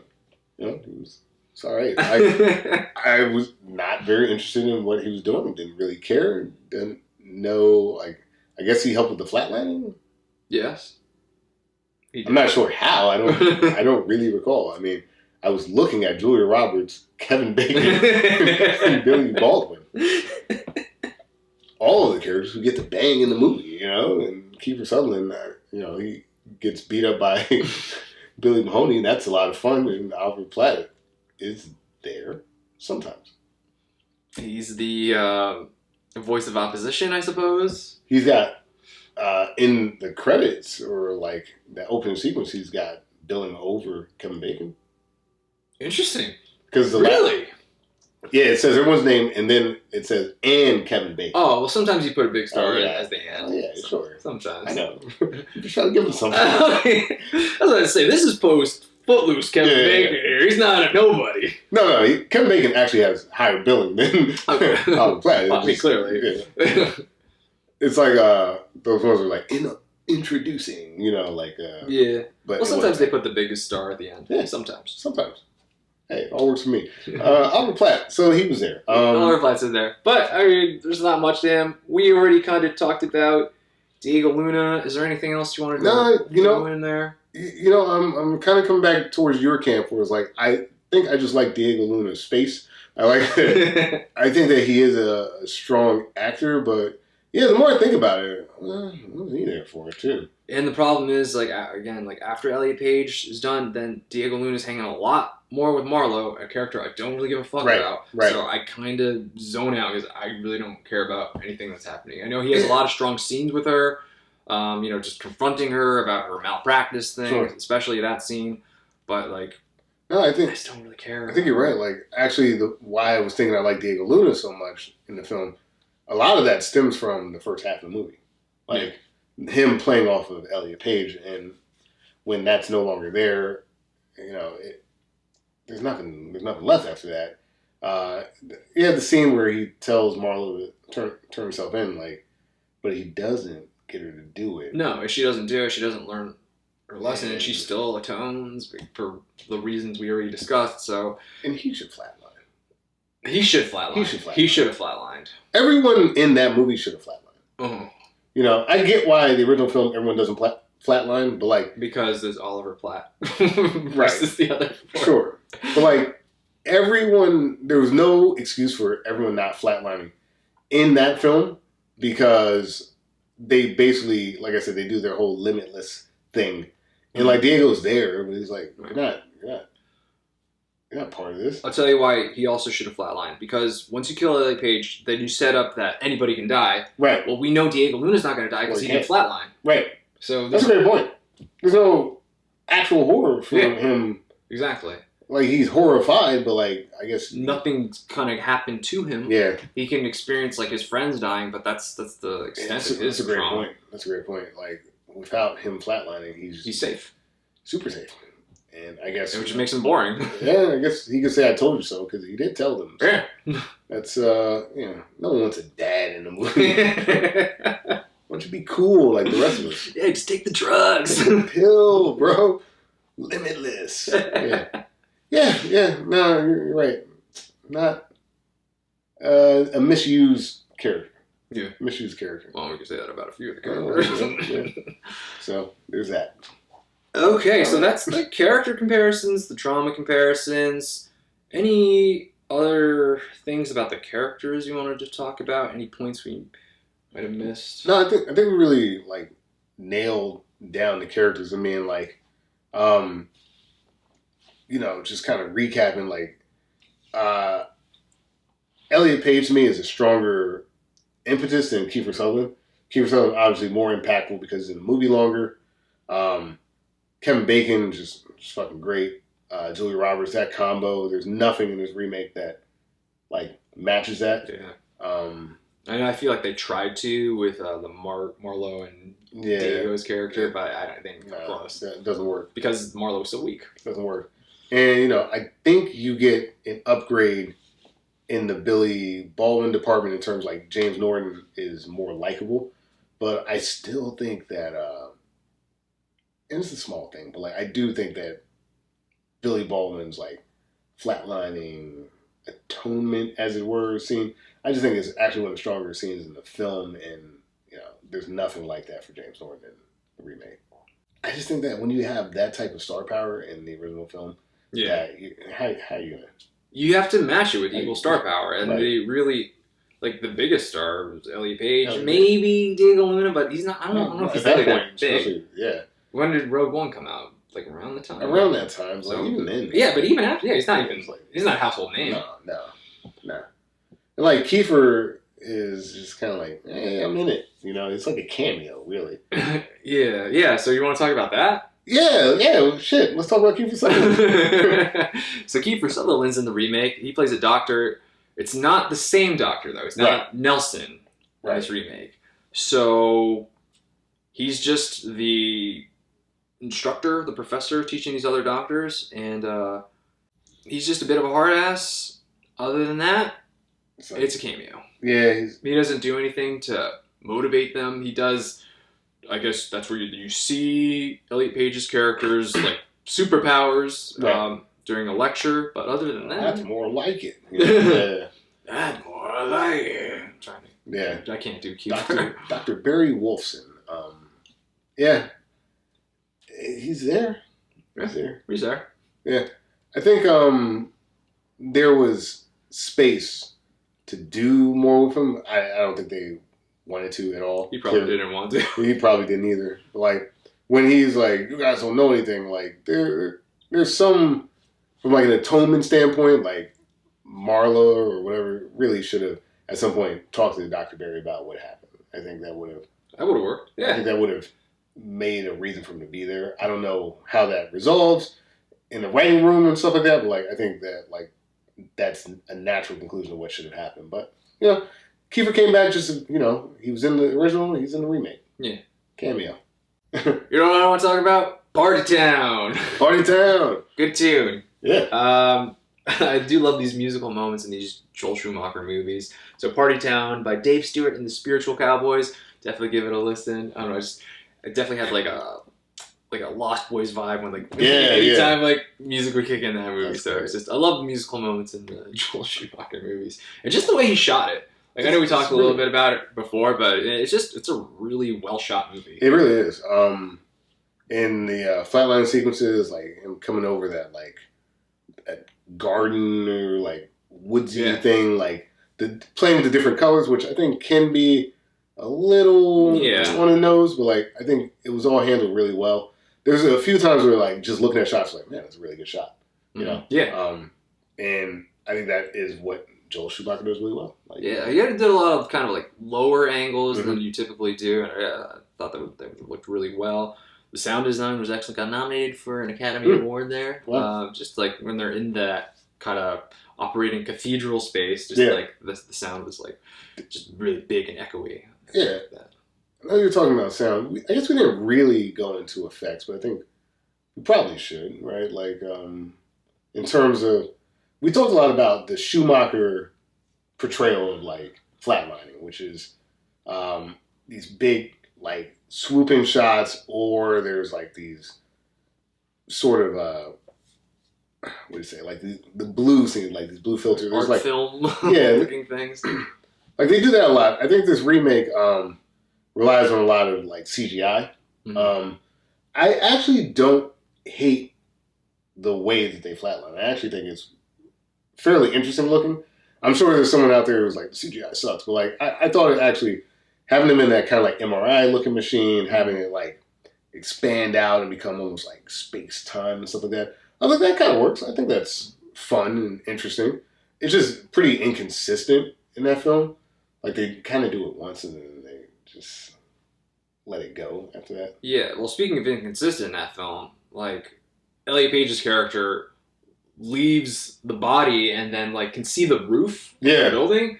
It was like, I've never seen the roof before. How explain that? Yeah. It's like, yeah, explain that, because actually, nobody, that doesn't make any sense, because you're apparently seeing these visions that are just in your head. Yeah. How did you see things you've never seen before? Yeah, I think if they'd used, maybe they just didn't have the budget. I think if they'd done that more and like kind of played with things outside the explainable a little bit more, it would have worked. But like, they immediately go trying to explain everything in like a real world way, because they're scientists, you know, we're all doctors. They're not doctors yet, they're still in school. But like, I think when they try to explain everything away with like reasonable explanations, it actually undermines the supernatural element that is in the film. Like, some things just can't be explained. And I think that is a turn all these characters should have had, where like Diego Luna, for instance, who's like, oh, same way Kevin Bacon, I don't believe you, I'm an atheist, I don't believe you, I don't believe you. Well, one reason you should have flatlined is I believe you, you know? Like, they don't play in that space enough, and I think that if they dealt in the supernatural more, I think it would have helped the film a bit, but they No, like I said, they don't go into that supernatural. They lean more in the horror, for sure. Yeah. And then until it ultimately is just a horror film, and a weak horror film at that, because one person's dead, and that's it. Right. There's no real like slasher, and I think because like you said, there's no baby, right? And like the James Norton character, I think if this spirit manifested itself with like a clear like form, it's like you see your sister, but then like this thing has a form that's scary, like the movie monster, as it were. I think that would have helped as well, but that's not there. So like you're led to believe that there's a like an abortion baby, or like my dead sister. You know, it's just it doesn't really become a horror film, even though it has. So it's weak at everything it's trying to do. It's a weak thriller. It's a weak, you know, horror film. Yeah, spreading itself a little too thin. I think so. It's just stuck to one thing and just nailed that. Because I think that early stuff actually was kind of, I think it was working for me a bit. Yeah, it was working. I liked it up until the flatlining of James Norton's character. Like when you see Elliot Page and James Norton like running around the streets, and then the three of them just like look at the two of them. There's just a weird connection going on between them. It's like, oh, that is interesting. It's like let's go into that more, but no, we don't really go into that more. I know like this music doesn't play at all, but like I just everything felt like that MGMT song. Electric Feel? No. Kids, Time to Pretend? Time to Pretend. Like, thank you. Like, the song doesn't play at all, but like everything when they become limitless, like just feels like that should be playing in the background, like MGMT's Time to Pretend. Like it feels like that shit. Well, or like, tonight's gonna be a good night. Yeah. Because like every time they flatlined, they got fucking drunk and banged each other. Yeah, like Skrillex, M83. Like it feels like you're going to like a festival or concert with your friends. Like that's that's what it felt like. It had that space. Oh yeah, for sure. Yeah. All right, are we there, Reggie? I think we're there. We did the endings, right? Yeah. I mean, the endings. How do you? We kind of went over it. Yeah, because it's Kiefer versus Marlowe, and yeah, you're right. We did it. Yeah. Everyone lives except for Elliot Page across all movies. All right. Wait. There's just one quick point I wanted to bring up too. I know we should have mentioned this a lot earlier. Should flatline first. The original movie, right? Kiefer like gets all these other doctors, and they're all there. In the remake, Elliot Page's character only gets 2 doctors. 2. And they suck. It's not until Diego Luna comes, it's like, what the fuck are you doing? I gotta sing. I know. They get the worst doctors. Like, the Kiefer Kevin Bacon connection was really good at the beginning. He's like, Like, oh, you're willing to throw your career away for a stranger. You can't help a friend. And it's like, I need you because you're the best doctor. Right. You're the best doctor. Elliot Page was like, let me get the two most easily manipulated. They may not be the best, but they'll listen, you know? This one thinks I'm trying to bang them. This one's too weak to stand up for themselves. And then Marlowe comes in and like, hey, I want to do it too. So I just wanted to throw that out. I thought that was a weak setup. Like, let's just have them all there. It was a weak setup. Especially given how much better Diego Luna was. And I guess like James Horton technically was like kind of good too. But like it was like they were going. Elliot Page's character was going to die in the first 10 minutes if Diego Luna didn't show up. So yeah, you're right. It's kind of weak. I just wanted to mention that. Now, Reggie, the question: should the remake Flatliners exist? You know, earlier in the day, you know, maybe it's I don't know what chemicals in your brain when you first wake up. Earlier in the day, I was like, you know, it's this remake. It's generic. It feels like something that should be on like the CW. You know, like it almost feels like a teen drama, but there's no teens. They look like teens sometimes, but there are no teens. Elliot Page is, it's definitely not Elliot Page's best performance, but it's an okay performance when available. Kiefer Sutherland is there for no reason other than to be a cameo. Diego Luna is a good actor, but as you say, he really doesn't have the star power. And I think a lot of what makes that 90s film works is the star power. Right. Like, hey, if you don't like Kiefer Sutherland, you don't like Kevin Bacon. You don't like Kevin Bacon, you like fucking Julia Roberts. You don't like them? Billy Baldwin, like Albert Platt too, for a segment of the society. No one's forced to do the heavy lifting. They all can kind of just do their own thing. And I think that, like, I was fine with all the little side stories in the 90s film. Some were better than others, but I was like, fuck it. You want to take 10 minutes for Billy Baldwin? I'll take it. You know, I don't mind. Not so much the remake. Like, but behind Elliot Page, and like I said, I think it's just I like Diego Luna. I don't even know if I like the character. In this film, I'm sitting there, and it's like, I don't really care about... what's her name, Chrissy, or, you know, I give your nudes away person. I didn't care about that character. I didn't care about Marlowe, like, at all. I forgot that character's name before you mentioned him. I didn't like, I didn't really like James Norton either. I thought, you know, he was fine, but, like, it just kind of sucks. So, like, once you take out people you like, that's rough. And then, two, it's already, like, a shaky premise. Like, Flatliners, the original premise, being original, I think, helps because, like, all right, we haven't really done that before. Is it perfectly executed?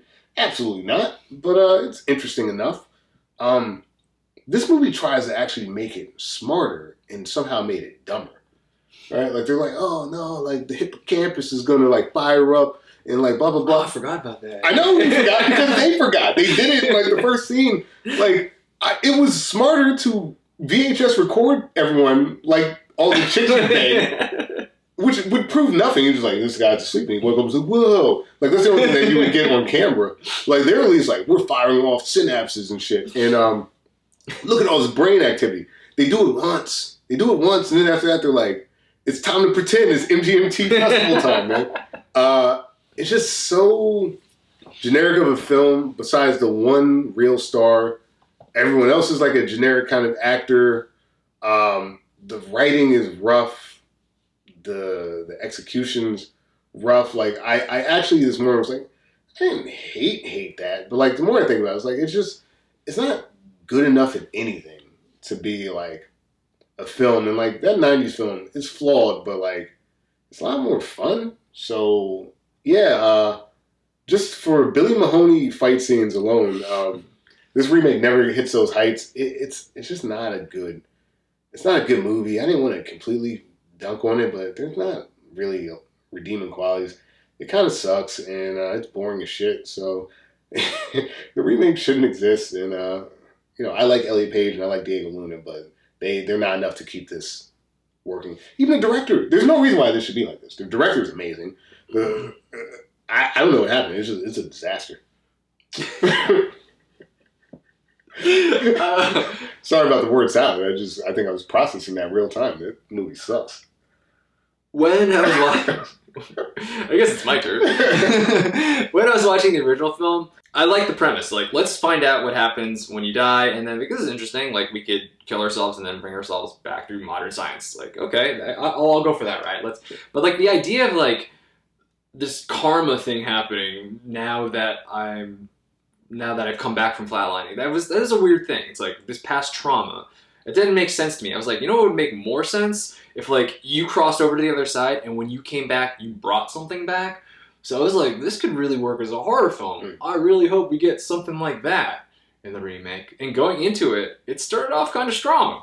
Like you said, like you're smarter with our CGI brain and electricity going there. And yeah, we did kill off Elliot Page, the main character. So I was like, holy shit, we are going there. Right. We're going somewhere. Right. We're putting this, we're just going full pedal to metal with a horror film. Like it's not exactly, I don't know if it'll work, but all right, I'll go with it. But then we do nothing with it. We do nothing. We just killed Elliot Page, and then now you got to put all your attention on Marlo. And it's like, okay, easy on the eyes, but I don't give a fuck about her character, man. And like, pretty much after Elliot Page dies, the movie dies. It's the same thing. Yeah. I didn't really give a fuck. I was in and out. It was boring. Like I can't believe they didn't kill anybody. They only killed one person. You killed the main character to not kill anybody else? What was the point?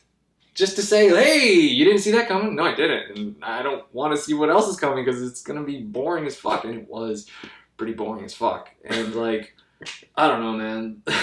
Those sins were just a little fucked up, man. That whole like texting, like the news, and that was really fucked up. Man.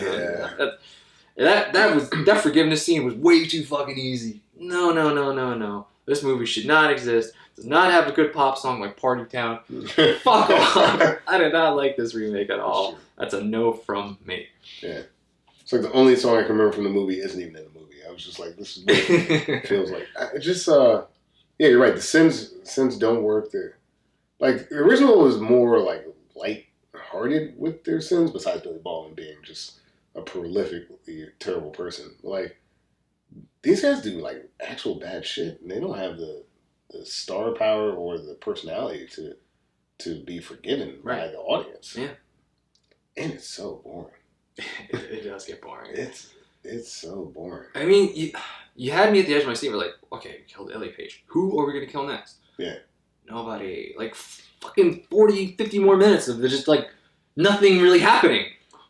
It's like, we'll never know. Like, do you think that's like studio meddling? Because like people should be dying now, like in the film, because we've opened that floodgate. I honestly think there was a problem with Elliot Page, and he just didn't want to finish the film. Must have been, yeah. Must have been, because like there's no other reason to pivot like that, because it made the movie incredibly weak. Yeah, because no one dying would have been stronger. Yeah, like the original film.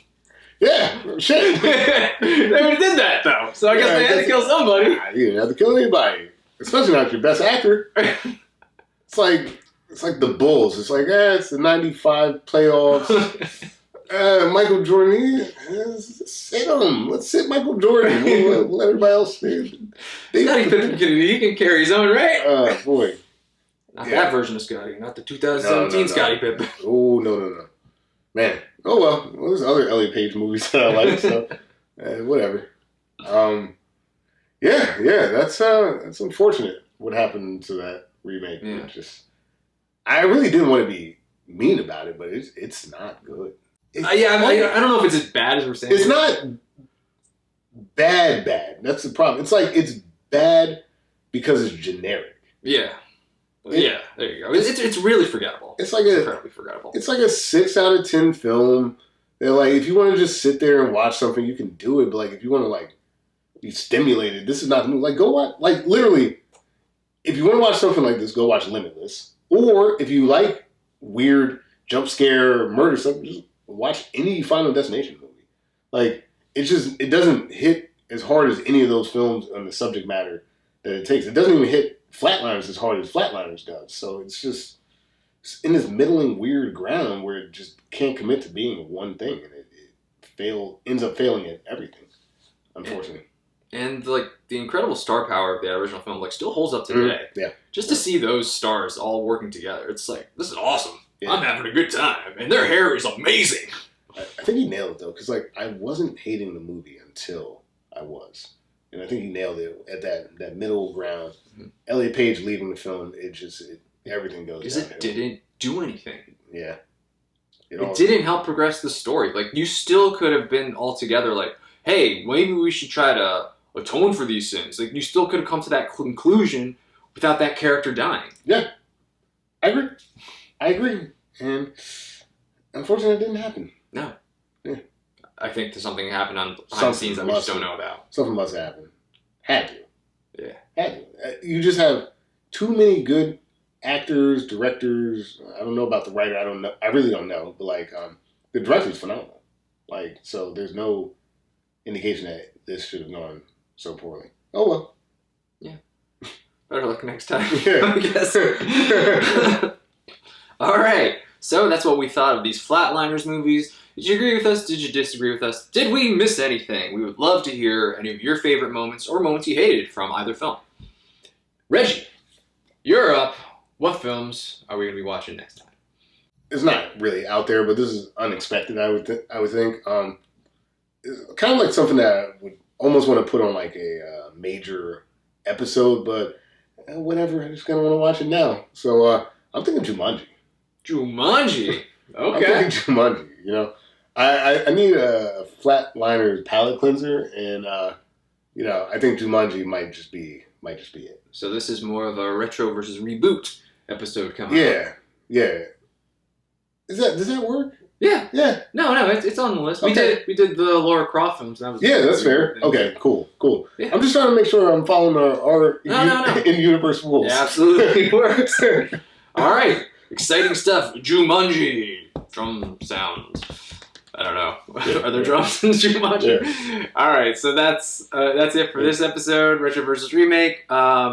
If you're watching us on YouTube, be sure to like, comment, subscribe. On iTunes, if you can give us 5 stars, help us grow this because we enjoy doing this. Yep. And if you want bonus points for Jumanji, you can also watch Zathura, which is basically the same thing but with a space thing instead of. Isn't that Jon Favreau? I believe so. Directed that? Yeah. So Iron Man, there you go. Yeah. So I didn't tell you to do that. I just said it's something you could do. Thanks. We've been combing through some of the comments. Like I said, I was talking to somebody beforehand who watched in a row. Nice. So like, hey, we love the feedback. Check us out on Instagram, Facebook, Twitter, @Retro versus Remake. Love doing the show. Can't wait to do more of this stuff, man. Agreed. With that being said, I'm Reggie Parker. And I'm Dan Bulick. This has been another episode of Retro versus Remake. Right? That's how it should